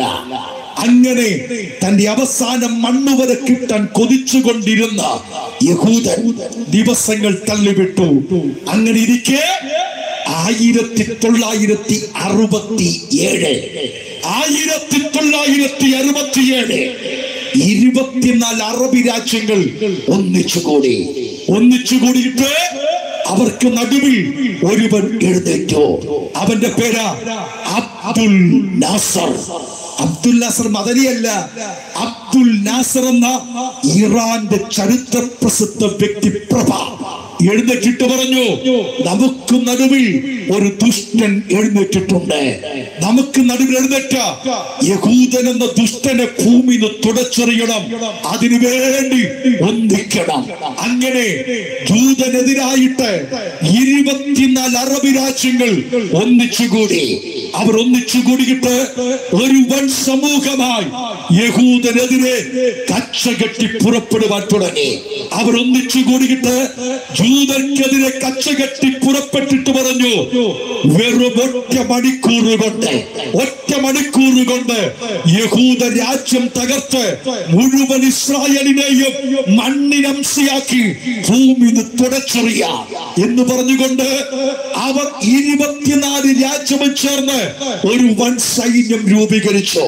480 യുദ്ധവിമാനം, ഏകദേശം 70-ൽ പരം അന്തർവാഹിനി കപ്പൽ, ഭീകരമായ പീരങ്കി സൈന്യം, ആ കാലാൽപ്പട, യന്ത്രത്തോക്കുകൾ എന്ന് വേണ്ട സകല സാമഗ്രികളുമായി യഹൂദ രാജ്യത്തിന് ചുറ്റുമായി അവർ വട്ടമിടുമ്പോൾ ജൂത രാജ്യത്തിൽ അതിശക്തമായി നിൽക്കുന്ന ഒരു കൊച്ചുകൂട്ടം പടയാളികളെ വാർത്തെടുത്ത രാജ്യം. ആ രാജ്യത്താകെയുള്ളത് വെറും 18 യുദ്ധവിമാനം. അവർക്കെതിരെ തൊടുത്തു നിൽക്കുന്നത് 480 യുദ്ധവിമാനം. യഹൂദന്റെ കൈവശം 2 അന്തർവാഹിനി കപ്പൽ, മറുവശത്ത് 75-ൽ പരം അന്തർവാഹിനി കപ്പൽ. ഈ യഹൂദന്റെ കയ്യിൽ കാലൽപ്പട കുറവ്. അങ്ങനെ ഇരിക്കെ ജൂതവർഗത്തിനകത്തൊരു സൈന്യാധിപൻ എഴുന്നേറ്റു. അവൻ ഒരു കണ്ണിന് കാഴ്ചയില്ല. ഒറ്റക്കണ്ണനായ സൈന്യാധിപന്റെ പേര് മോസിയാൻ. പക്ഷെ മോസിയാൻ ഒരു ക്രിസ്തു ഭക്തൻ, ദൈവഭക്തനായിരുന്നു. ഈ മോസിയാൻ തന്റെ സൈന്യത്തോട് പറഞ്ഞു, ഭയപ്പെടരുത്, യുദ്ധത്തിനിറങ്ങുക. തന്റെ കൊച്ചു സൈന്യം ഈ വൻ സൈന്യത്തിനെതിരെ യുദ്ധത്തിനിറങ്ങി. യഹൂദർക്കെതിരെ 1 മണിക്കൂർ കൊണ്ട് തകർക്കുമെന്ന് പറഞ്ഞ് മോസിയാന്റെ സൈന്യത്തിനെതിരെ അബ്ദുൽ നാസർ സൈന്യം പടകൾ പൊരുതി വന്നു. 1 മണിക്കൂർ യുദ്ധം ചെയ്തു. 2 മണിക്കൂർ, 1 ദിവസം, 2 ദിവസം, 3 ദിവസം, 4 ദിവസം, 5 ദിവസം പൊരിഞ്ഞ യുദ്ധം. പക്ഷേ 5 ദിവസം യുദ്ധം ചെയ്തിട്ട് ഒരൊറ്റ യഹൂദനെ ചോര പൊടിഞ്ഞില്ല എന്ന് പറഞ്ഞാൽ ഒരു യഹൂദനും പരാജയം കണ്ടില്ല. അപ്പോൾ അബ്ദുൽ നാസർ പറഞ്ഞു, 1 മണിക്കൂർ കൊണ്ട് തകർക്കേണ്ട ഈ കൊച്ചു പൊട്ടായ രാജ്യത്തെ എന്തുകൊണ്ട് നാം തകർക്കാൻ കഴിയുന്നില്ല? നാളത്തെ ദിവസം നാം ജയിച്ചിരിക്കണം. ഇത് പറഞ്ഞിട്ട് യുദ്ധം അവസാനിപ്പിച്ച ദിവസത്തേക്ക് യുദ്ധ കോപ്പുകൾ കൂട്ടിക്കൊണ്ടിരിക്കെ യഹൂദ സൈന്യാധിപനായ മോസിയ തന്റെ കൊച്ചു സൈന്യത്തെ വിളിച്ചിട്ട് പറഞ്ഞു, നമ്മുടെ ശത്രുക്കൾ ശക്തരാ, യുദ്ധ ഉപകരണങ്ങൾ വർദ്ധിച്ചിരിക്കുക, പക്ഷെ ഒന്ന് ഞാൻ പറയാം, ഈ യുദ്ധം നാം ജയിക്കും. Price the Lord. തന്റെ കൂട്ടത്തിലുള്ള സൈന്യം ചോദിച്ചു, എങ്ങനെ ജയിക്കും? ശത്രുപക്ഷത്ത് യുദ്ധ ഉപകരണം കൂടുതൽ, യുദ്ധവിമാനം കൂടുതൽ, വ്യക്തിത്വം കൂടുതൽ, എല്ലാം കൂടുതൽ, നാം എങ്ങനെ ജയിക്കും? മോസിയൻ പറഞ്ഞു, അവരോട് കൂടെ ഇല്ലാത്ത ഒരുവൻ നമ്മോട് കൂടെ ഉണ്ട്.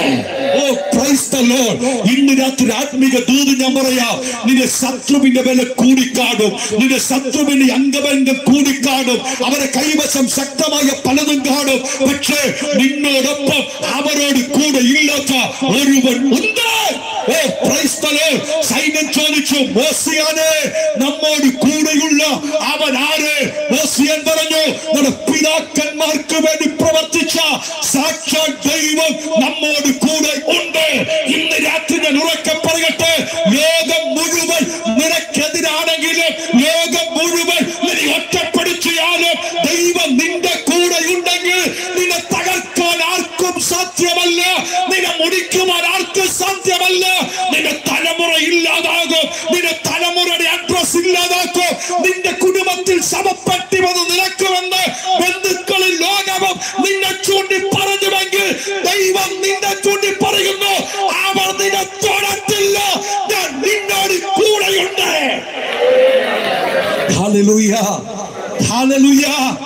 മോശിയ പറഞ്ഞു, നമ്മോട് കൂടെ ദൈവമുണ്ട്. സംഭവിച്ചത് കേൾക്കണോ? അന്ന് രാത്രി മോശിയൻ പറഞ്ഞു, നാളത്തെ ദിവസമാക്കാൻ നിൽക്കരുത്, ഇന്ന് രാത്രി തന്നെ യുദ്ധവിമാനം പൊങ്ങട്ടെ. ഓടിച്ചു പറയാ, ശത്രുവിന്റെ റഡാറിൽ പതിയാതിരിക്കുവാൻ യഹൂദന്റെ 18 യുദ്ധവിമാനം കടൽ നിരപ്പിൽ താഴ്ത്തിപ്പറത്തി. 5-ാം ദിവസം രാത്രിയിൽ യഹൂദർക്കെതിരെ അണിനിരന്ന 480 യുദ്ധവിമാനവും കത്തിച്ചു. യുദ്ധവിമാനം കത്തി തീ പറന്ന് കണ്ട് യഹൂദർക്കെതിരെ കൂടിയവർ ഓടുവാൻ തുടങ്ങി. ഓടിപ്പോയവർ യുദ്ധം ചെയ്ത് തോൽപ്പിച്ച് യൂദ സൈന്യം പിടിച്ചെടുത്ത ഭൂപ്രദേശം ഈ ബൈബിളിൽ എഴുതി വെച്ചിട്ടുണ്ട്. വായിപ്പിക്കാതെ പറയാ, വേഗത്തിൽ പറയാ. സീനായ് ഉപദ്വീപ്, അക്വയിബ കടലെടുക്ക്, ഗോലാൻ പീഠഭൂമി, ഗാസ പ്രദേശം, സൂയസ് കനാലിന്റെ ഭാഗം, യോർദാന്റെ പടിഞ്ഞാറ് ഭാഗമായ വെസ്റ്റ് ബാങ്ക്, അവസാനമായി അവർ പിടിച്ചെടുത്ത സ്ഥലമാ യെരൂശലേം. യെരൂശലേം പിടിച്ചെടുത്തിട്ട് മോശിയൻ കൊടിപൊക്കി പറഞ്ഞു, ഇത് ദാവീദിന്റെ നഗരമാ, നമ്മുടെ തലസ്ഥാനം പിടിച്ചു. ഓ പ്രൈസ് ദി ലോർഡ്. നൂറ്റാണ്ടുകൾക്ക് മുൻപ് ബൈബിൾ പറഞ്ഞു, യെരൂശലേം ചുറ്റുമുള്ള സർവർക്കും പരിഭ്രമ മാത്രമാകും. ആരെ ചുറ്റുമുള്ളത്? ഒരു വശം ലെബനോൻ, ഒരു വശം സിറിയ, ഒരു വശം യോർദാൻ, ഒരു വശം ഈജിപ്ത്. ചുറ്റുമുള്ളവർക്ക് പരിഭ്രമമായി. ഈ രാത്രി ഞാൻ പ്രസംഗിക്കുമ്പോൾ യെരൂശലേം ചുറ്റുമുള്ളവർക്ക് ഭാരമായിരിക്കുക. ഓടിച്ചു പറഞ്ഞാൽ, യെരൂശലേം എന്ന വിഷയം വെച്ച് മൂന്നാമത്തെ ഒരു ഉന്മൂലനാശത്തിന് വേണ്ടി ലോകം ഒരുങ്ങി തുടങ്ങി. ലോക രാഷ്ട്രങ്ങൾ കൂട്ടം കൂടിക്കഴിഞ്ഞു. റഷ്യയുടെ പിൻപിൽ ഒരു കൂട്ടം അണിനിരന്നു കഴിഞ്ഞു. അമേരിക്കയുടെ പിൻപിൽ മറുകൂട്ടം ഒരുങ്ങിക്കഴിഞ്ഞു. ഈ രണ്ട് കൂട്ടവും ചേർന്ന് നടക്കാൻ പോകുന്ന മൂന്നാമത്തെ ഉന്മൂലനാശമാണ് മൂന്നാം ലോക മഹായുദ്ധം. ആ യുദ്ധം നടക്കും മുൻപ് മറ്റൊരു അതിപ്രധാന കാര്യം നടക്കണം. Hallelujah, hallelujah. ആ കാര്യം മറ്റൊന്നുമല്ല, മൂന്നാം ലോക മഹായുദ്ധം നടക്കും മുൻപ് ഈ ഭൂമിയിൽ നിന്ന് ഒരു കൂട്ടർ മാറ്റപ്പെടണം. ഓ പ്രൈസ് ദി ലോർഡ്. ഒരു കൂട്ടം മാറ്റപ്പെടണം. ആരാണ് മാറ്റപ്പെടേണ്ട കൂട്ടം? അവരുടെ പേരാ ദൈവത്തിന്റെ സഭ. ഓ പ്രൈസ് ദി ലോർഡ്. അവരുടെ പേരാ കാന്ത, അവരുടെ പേരാ മണവാട്ടി, അവരുടെ പേരാ യേശുവിന്റെ രക്തത്താൽ വിലക്ക് വാങ്ങപ്പെട്ടവർ. ആ യുദ്ധം നടക്കും മുൻപ് കർത്താവ് തൻ ഗംഭീര നാദത്തോടെ, പ്രധാന ദൂതന്റെ ശബ്ദത്തോടെ, ദൈവത്തിന്റെ കാഹളത്തോടെ സ്വർഗത്തിൽ ഇറങ്ങി വന്നിട്ട് ഒരു ശബ്ദം പുറപ്പെടുവിക്കും. യാഗം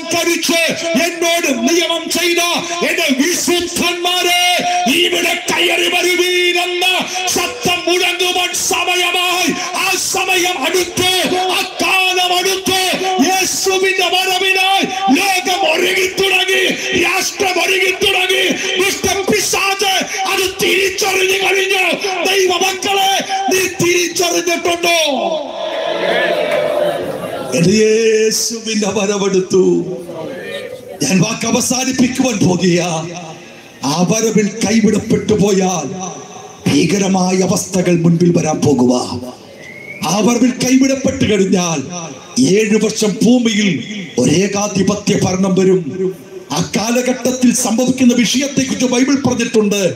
ലോകാരംഭം മുതൽ ഇന്ന് വരെ സംഭവിച്ചിട്ടില്ലാത്തതും ഇനിമേൽ സംഭവിക്കാത്തതുമായ വലിയ കഷ്ടം വരും.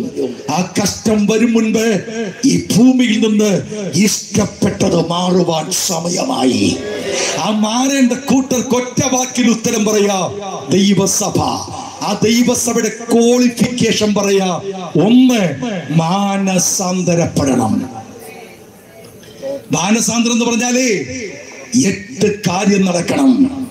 4 കാര്യം നാം ചെയ്യണം, 4 കാര്യം നമുക്ക് വേണ്ടി ദൈവം ചെയ്യണം. നാം ചെയ്യേണ്ട 4 കാര്യം: 1, പശ്ചാത്തപിക്കണം. 2, മാപ്പരന്ന് ഏറ്റുപറയണം. 3, ഉപേക്ഷിക്കണം. 4, സ്വീകരിക്കണം. ഒന്നുകൂടി പറയാം: ഉള്ളംകാല് മുതൽ ഉച്ചുവരെയുള്ള ശരീരത്തിന് മുഴുവൻ അവയവങ്ങൾ കൊണ്ടും ബൈബിൾ എതിർക്കുന്ന, ദൈവം വെറുക്കുന്ന ഏതെങ്കിലും പാപങ്ങൾ ചെയ്തിട്ടുണ്ടെങ്കിൽ ആ ചെയ്ത പാപങ്ങൾ ഓർത്ത് നീ പൊട്ടിക്കരയണം. പൊട്ടിക്കരഞ്ഞനന്തരം പാപങ്ങൾ പൂർണ്ണമായി ഉപേക്ഷിച്ചിട്ട് പാപം ക്ഷമിപ്പാൻ കഴിവുള്ള, പാപമില്ലാത്ത യഥാർത്ഥ പരിശുദ്ധനായ യേശുവിനോട് നിന്റെ പാപം ഏറ്റുപറയണം. ഏറ്റുപറഞ്ഞനന്തരം ആ പാപത്തെ എന്നേക്കുമായി ഉപേക്ഷിക്കണം. ഉപേക്ഷിച്ചനന്തരം നിന്നിലേക്ക് യേശുവിനെ സ്വീകരിക്കണം. അനന്തരം ഈ 4 കാര്യം ചെയ്ത നിന്റെ മേൽ ദൈവം 4 കാര്യം ചെയ്യും. 1, നിന്റെ പേരവൻ ജീവന്റെ പുസ്തകത്തിൽ എഴുതും. 2, നിന്നിയവൻ മക്കളാക്കി മാറ്റും. 3, നിന്നിയവൻ സ്വർഗത്തിലെ പൗരത്വം ആദരിക്കും. 4, നിന്നിയവൻ പരിശുദ്ധാത്മാവിൽ മുദ്ര ചെയ്യും. Price the Lord. ഈ 8 കാര്യം ഒരുവരിൽ സംഭവിച്ചാൽ നിന്റെ പേര് മാനസാന്തരപ്പെട്ടവൻ. മാനസാന്തരപ്പെട്ടവൻ. 1 മണിക്കൂറുകൂടി ആയുസ് കിട്ടിയാൽ, 1 മണിക്കൂറുകൂടി ആയുസ് കിട്ടിയാൽ, യേശുവേ ഞാൻ പാപിയാണ്, എന്റെ പാപത്തിന് വേണ്ടി പരമയാഗമായി കാൽവരിയിൽ യാഗമായി മരിച്ച അങ്ങയെ എന്റെ ദൈവവും എന്റെ രക്ഷകനുമായി ഞാൻ സ്വീകരിക്കുന്നു. ഇന്നു മുതൽ അവിടുത്തെ കുഞ്ഞായി ഞാൻ ജീവിക്കുമെന്ന് നീ പറയുമ്പോൾ നിന്റെ പേരവൻ ജീവന്റെ പുസ്തകത്തിൽ എഴുതും. നിന്നെ അവൻ മകനാക്കി മാറ്റും. നിന്നെ അവൻ പരിശുദ്ധാത്മാവിൽ മുദ്ര ചെയ്ത് സ്വർഗത്തിലെ പൗരത്വം എന്ന് ആദരിക്കും. അനന്തരം 1 മണിക്കൂറുകൂടി ആയുസ് കിട്ടിയാൽ നീ ചെയ്യേണ്ട 2ാമത്തെ കാര്യം, പിതാവിന്റെയും പുത്രന്റെയും പരിശുദ്ധ ആത്മാവിന്റെ നാമത്തിൽ വെള്ളം തളിച്ചല്ല, വെള്ളം തുടച്ചല്ല, വെള്ളം കൊടഞ്ഞല്ല, വെള്ളത്തിൽ മുങ്ങി, വെള്ളത്തിൽ മുങ്ങി വിശ്വാസ സ്നാനം സ്വീകരിക്കണം. Price the Lord. Praise the Lord. വിശ്വാസ സ്നാനം സ്വീകരിച്ചാൽ ദൈവത്തിന്റെ പരിശുദ്ധാത്മാവിന്റെ വരങ്ങൾ നിന്നിൽ പ്രവേശിക്കണം. വ്യവസ്ഥകൾ ജീവിക്കണം, വിശുദ്ധിയിൽ ജീവിക്കണം. ആ വിശുദ്ധനെ ചേർക്കാൻ എന്റെ യേശു വരും. യേശു വന്നിട്ട് അസംബ്ലിക്കാരെ എന്ന് വിളിക്കത്തില്ല, IPC-ക്കാരെ എന്ന് വിളിക്കത്തില്ല, മർത്തോമക്കാരെ എന്ന് വിളിക്കത്തില്ല, യാക്കോബക്കാരെ എന്ന് വിളിക്കത്തില്ല. വിളിക്കുന്ന പേര് യാഗം കഴിച്ച് എന്നോട് നിയമം ചെയ്ത എന്റെ വിശുദ്ധന്മാരെ. ആ വിശുദ്ധിയിലേക്ക് വരുവാൻ ഈ ബൈബിളിൽ കൊടുത്തേക്കുന്ന പ്രമാണം പാപിക്കണം, പ്രമാണം അംഗീകരിക്കണം. നിങ്ങൾ പറയും അത് പെന്തക്കോസ്തിൽ വന്നാലേ പോകത്തുള്ളൂ. ഞാൻ പറയുന്നത് ഇങ്ങനെയാ: പെന്തക്കോസ്തിൽ വന്നാലെന്നല്ല, ഈ ബൈബിളിലെ വ്യവസ്ഥകൾ അംഗീകരിക്കുന്ന സഭ ഏതുണ്ടോ ആ സഭയിൽ പോകണം. നീ ഉൾപ്പെട്ട സഭ മാനസാന്തരം അംഗീകരിക്കുന്നെങ്കിൽ, രക്ഷയെ കുറിച്ച് അംഗീകരിക്കുന്നെങ്കിൽ, വിശ്വസിച്ച് മുഴുകൽ സ്നാനം അംഗീകരിക്കുന്നെങ്കിൽ, വേർപാട് വെളിപ്പാടും വിശുദ്ധിയും അംഗീകരിക്കുന്നെങ്കിൽ, വ്യവസ്ഥയുള്ള കർത്താവിന്റെ മേശ അംഗീകരിക്കുന്നെങ്കിൽ, ബൈബിളിൽ പറയുന്ന പ്രമാണങ്ങൾ അംഗീകരിക്കുന്ന സഭയാണെങ്കിൽ നിനക്ക് ആ സഭയിൽ ദൈവത്തെ ആരാധിക്കാം. നിന്റെ ആരാധനയിൽ സ്വർഗം തുറന്ന് ഇറങ്ങി വരണം. പരിശുദ്ധാത്മാവിന്റെ അഭിഷേകത്തിൽ അന്യഭാഷ അടയാളത്തോടെ ദൈവിക വീര്യപ്രവർത്തികൾ അനുഭവിച്ച് രോഗശാന്തി അത്ഭുതങ്ങൾ പ്രാപിച്ച് വിശുദ്ധിയിൽ ആരാധിക്കുന്ന ഒരു വിശുദ്ധ ഗണത്തിൽപ്പെട്ട സഭയുടെ അംഗമാണോ നീ? ഉറപ്പാ നീ ദൈവത്തിന്റെ മക്കളാ. അല്ലെങ്കിൽ ഇന്ന് രാത്രി നിന്നെ അടുത്തുള്ള വേർപെട്ട ദൈവസഭയിൽ നീ പോകണം. സത്യത്തിൽ ആരാധിക്കാൻ നിന്നെ ഏൽപ്പിച്ചു കൊടുക്കണം. നിന്റെ അധർമ്മ പാപം, അധർമ്മ തെറ്റ്, നിന്റെ പാരമ്പര്യത്തിലെ കെട്ടുകളോട് ഗുഡ് ബൈ പറ. Hallelujah, hallelujah. ഒരു വ്യവസ്ഥയിലേക്ക് മടങ്ങി വാ. അങ്ങനെ വീണ്ടെടുക്കപ്പെട്ട വിശുദ്ധരെ ചേർക്കാൻ എന്റെ യേശു വരാറായി. ഒരു നിമിഷം എല്ലാ ദൈവമക്കളും എഴുന്നേറ്റാട്ടെ. എന്റെ പ്രസംഗത്തിന്റെ ഒരു വിഷയം പോലും പൂർത്തിയാക്കുവാൻ സമയമെടുത്തിട്ടില്ല, പക്ഷെ നിർത്തുകയാ. മക്കളെ, എന്റെ യേശുവിന്റെ വരവെടുത്തു. സംഭവങ്ങൾ വിളിച്ചു പറയുന്നു, യേശു വരാറായി. ഒരു നിമിഷം ഞാൻ ചോദിക്കട്ടെ, നിന്റെ ജീവിതത്തിൽ യേശുവിന് വേണ്ടി ഏൽപ്പിച്ചു കൊടുത്തിട്ട് നീ രോഗിയായിട്ടാണോ ഇന്ന് രാത്രി ഇവിടെ വന്നേക്കുന്നത്?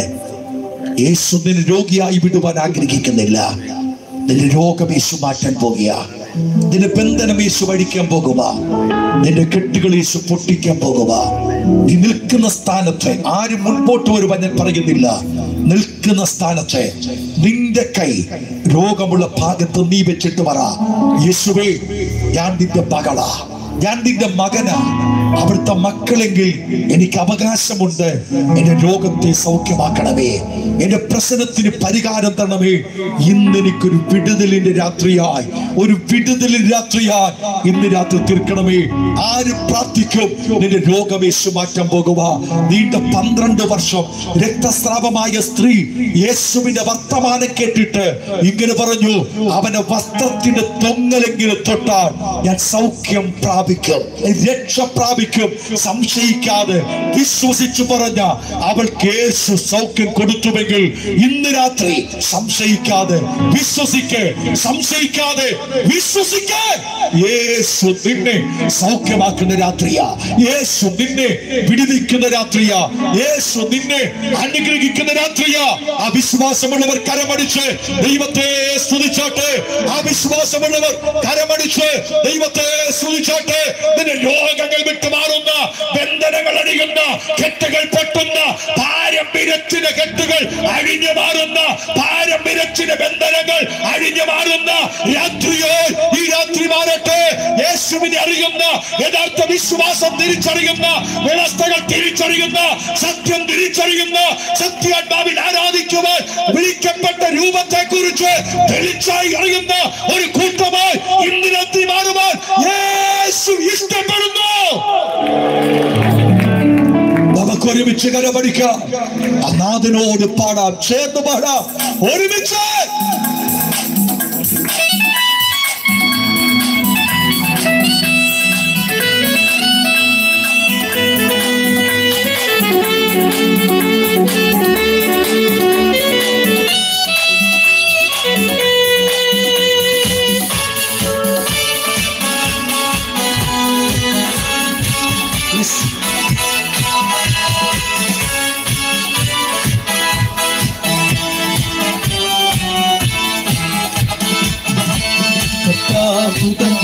നിരനാദത്തോടും പ്രധാന ദൈവദൂതശബ്ദത്തോടും നിരനാദത്തോടും പ്രധാന ദൈവദൂതശബ്ദത്തോടും സുഖത്തിന് ഇറങ്ങി വന്നിടുമ്പോൾ, സുഖത്തിന് ഇറങ്ങി വന്നിടുമ്പോൾ എത്രയോ സന്തോഷം, എത്രയോ സന്തോഷം, എത്രയോ സന്തോഷം പത്യാകാശത്തിൽ. എത്രയോ സന്തോഷം, എത്രയോ സന്തോഷം, എത്രയോ സന്തോഷം പത്യാകാശത്തിടുന്ന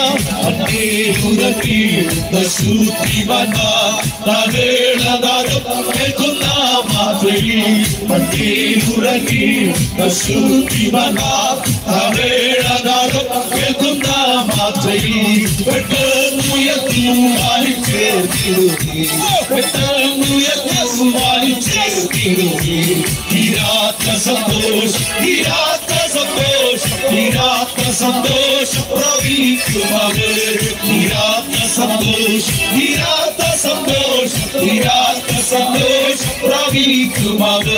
ജീവനോടി കൂടലെ പാർക്കും സുഖർ രൂപാന്തരം പ്രാപിക്കുമാതിരത്തിൽ ജീവനോടി കൂടലെ പാർക്കും സുഖർ രൂപാന്തരം പ്രാപിക്കുമാതിരത്തിൽ ഇത് സ്വരത്തോടും അതോടുകൂടി ഇത് സ്വരത്തോടും അതോടുകൂടി വിണ്ണൂരകം പോകും വിണ്ണൂരകം പോകും വിണ്ണൂരകം പോകും വിണ്ണൂരകം പോകും വിണ്ണൂരകം പോകും വിണ്ണൂരകം പോകും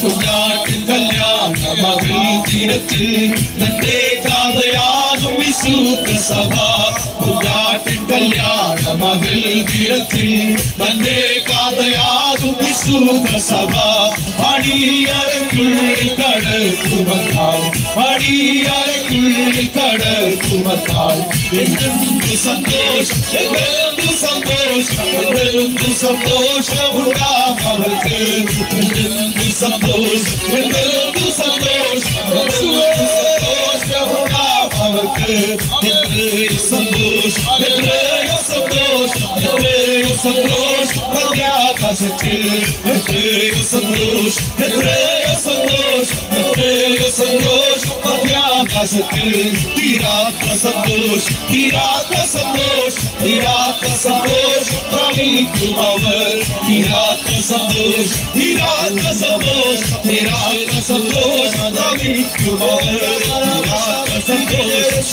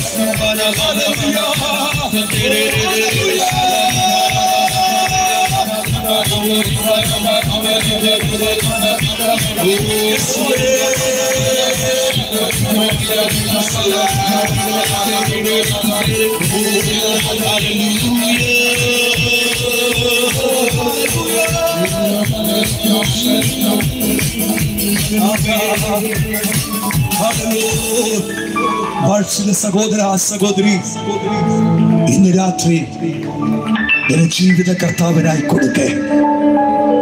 ഈ സത്യം കേൾക്കുന്ന ആരെങ്കിലും മദ്യപാനിയോ പുകവലിയോ ദുർമാർഗ ജീവിതമോ നയിക്കുന്ന വ്യക്തിയാണെങ്കിൽ, കുഞ്ഞെ, നീ ക്രിസ്തീയ കുടുംബത്തിൽ ജനിച്ചത് കൊണ്ട് ഒരിക്കലും പ്രയോജനമില്ല. ക്രിസ്ത്യാനി എന്ന വാക്കിന്റെ അർത്ഥം ക്രിസ്തീയ കുടുംബത്തിൽ ജനിച്ചു എന്നല്ല, ക്രിസ്തുവിൽ ജനിച്ചു എന്ന. ക്രിസ്തുവിനെ അനുഗമിക്കുന്നവനാ ക്രിസ്ത്യാനി. നീ ക്രിസ്തീയ കുടുംബത്തിൽ ജനിച്ചാൽ ക്രിസ്ത്യാനിയാകത്തില്ല, ക്രിസ്തുവിനെ അനുഗമിക്കണം. യേശുവിന്റെ ജീവിതം നിന്റെ ജീവിതത്തിൽ കൊണ്ടുവരിക. മദ്യപാനത്തോട്, പുകവലിയോട്, മഹാവിപത്തിനോട്, പാപസ്വഭാവത്തോട് ഗുഡ് പറ. നിന്റെ അടുത്തെവിടെ വേർപെട്ട ദൈവസഭയുണ്ടോ ആ ദൈവസഭയിൽ നീ പാരമ്പര്യത്തെ ഉപേക്ഷിച്ചിട്ട്, നിന്റെ പാരമ്പര്യ കെട്ടിനെ അടിച്ചു കളഞ്ഞിട്ട്, ഇന്ന് രാത്രി സത്യത്തിലും ആത്മാവിലും ആരാധിക്കുന്ന ദൈവജനത്തോട് കൂടെ ദൈവത്തെ ആരാധിക്കാൻ ഏൽപ്പിച്ചു കൊടുക്കേ. നിന്റെ സമീപത്ത് ദൈവത്തെ വിളിക്കുന്ന ഒരു ദൈവമക്കളുടെ കുടുംബമുണ്ടെങ്കിൽ ആ കുടുംബത്തെ ഓർത്ത് നീ സന്തോഷിക്കേ. നിന്റെ ദേശത്തുള്ള മറ്റുള്ളവർക്ക് മുട്ടുമടക്കുന്ന കുടുംബത്തെ ഓർത്ത് നീ സന്തോഷിക്കേ. അവൻ വേദനിച്ചാലും നിനക്ക് വേണ്ടി പ്രാർത്ഥിക്കുന്നത് നീ മുടിഞ്ഞു പോകാതിരിക്കാനാ. ഇന്ന് രാത്രി ഈ ദൈവത്താൽ അനുഗ്രഹിക്കപ്പെടെ. മാതാപിതാക്കളെ, നിങ്ങളുടെ മക്കൾ ദൈവത്തെ വിട്ട് ജീവിക്കുന്നവരാണെങ്കിൽ ഇന്ന് രാത്രി നിന്റെ മക്കൾക്ക് വേണ്ടി പ്രാർത്ഥിക്കേ. മക്കളെ, മാതാപിതാക്കളെ വേദനിപ്പിക്കുന്ന വഴികൾ നീ തിരഞ്ഞെടുത്തിട്ടുണ്ടെങ്കിൽ പറയുമ്പോൾ പിണങ്ങരുത്. ഒരു കാരണവശാലും ദൈവഹിതമല്ലാത്തൊരു ജീവിതത്തിന് വേണ്ടി നിന്റെ ജീവിതം പാഴാക്കരുത്. ഏതെങ്കിലും പെൺകുഞ്ഞുങ്ങളോ ആൺകുഞ്ഞുങ്ങളോ സ്നേഹത്തിന്റെ അടിസ്ഥാനത്തിൽ മക്കൾ ദൈവത്തിന്റെ വഴിവിട്ട് ഏതെങ്കിലും പാപ സ്വഭാവത്തിൽ വീണു പോയിട്ടുണ്ടെങ്കിൽ ഇന്ന് രാത്രി അതിനോട് ഗുഡ് ബൈ പറഞ്ഞിട്ട് വചനത്തോടടുത്തു വാ. മാതാപിതാക്കളെ ബഹുമാനിക്കുന്ന, അവരെ തല താഴ്ത്താതെ അവരെ തല ഉയർത്തുന്ന മക്കളായി ഇന്ന് രാത്രി നിങ്ങൾ തീരെ. ഏതെങ്കിലും മക്കൾക്ക് പഠിക്കുവാൻ കഴിയാത്തവരുണ്ടെങ്കിൽ സർവജ്ഞാനിയായ ദൈവത്തോട് മുട്ടുമടക്കി പ്രാർത്ഥിക്കേ. ദൈവമേ, അവിടുത്തെ ജ്ഞാനം എനിക്ക് തരണമേ. എന്റെ കുഞ്ഞുങ്ങൾ അനുഗ്രഹിക്കപ്പെടണമേ. ഇന്നു മുതൽ നീയും നിന്റെ തലമുറയും നിന്റെ കുടുംബവും അനുഗ്രഹമായി തീരട്ടെ. ആ കരമടിച്ച ദൈവത്തെ സ്തുതിച്ചാട്ടെ. ഈ ദിവസങ്ങളിൽ കർത്താവിനെ പറയുവാൻ ക്ഷണിച്ച ഈ ഭവനത്തോട്, സഭയോട്, ഈ സെക്ഷന് എല്ലാ ദൈവദാസന്മാരോടും കാരണം ഏവരോടും നന്ദി അർപ്പിക്കുന്നു. ദൈവം നമ്മെ അനുഗ്രഹിച്ചു നിൽക്കട്ടെ. ആമേൻ. Praise the Lord. Praise the Lord. എല്ലാവരും ഒരു നിമിഷം കൂടെ വന്നിരുന്നാട്ടെ. സ്തോത്രം. നിങ്ങളുടെ സഹകരണത്തിന് വിശേഷം നന്ദി. ദൈവമായി കർത്താവ് അനുഗ്രഹിക്കട്ടെ, കർത്താവ് സഹായിക്കട്ടെ. വളരെ ഐശ്വര്യമായി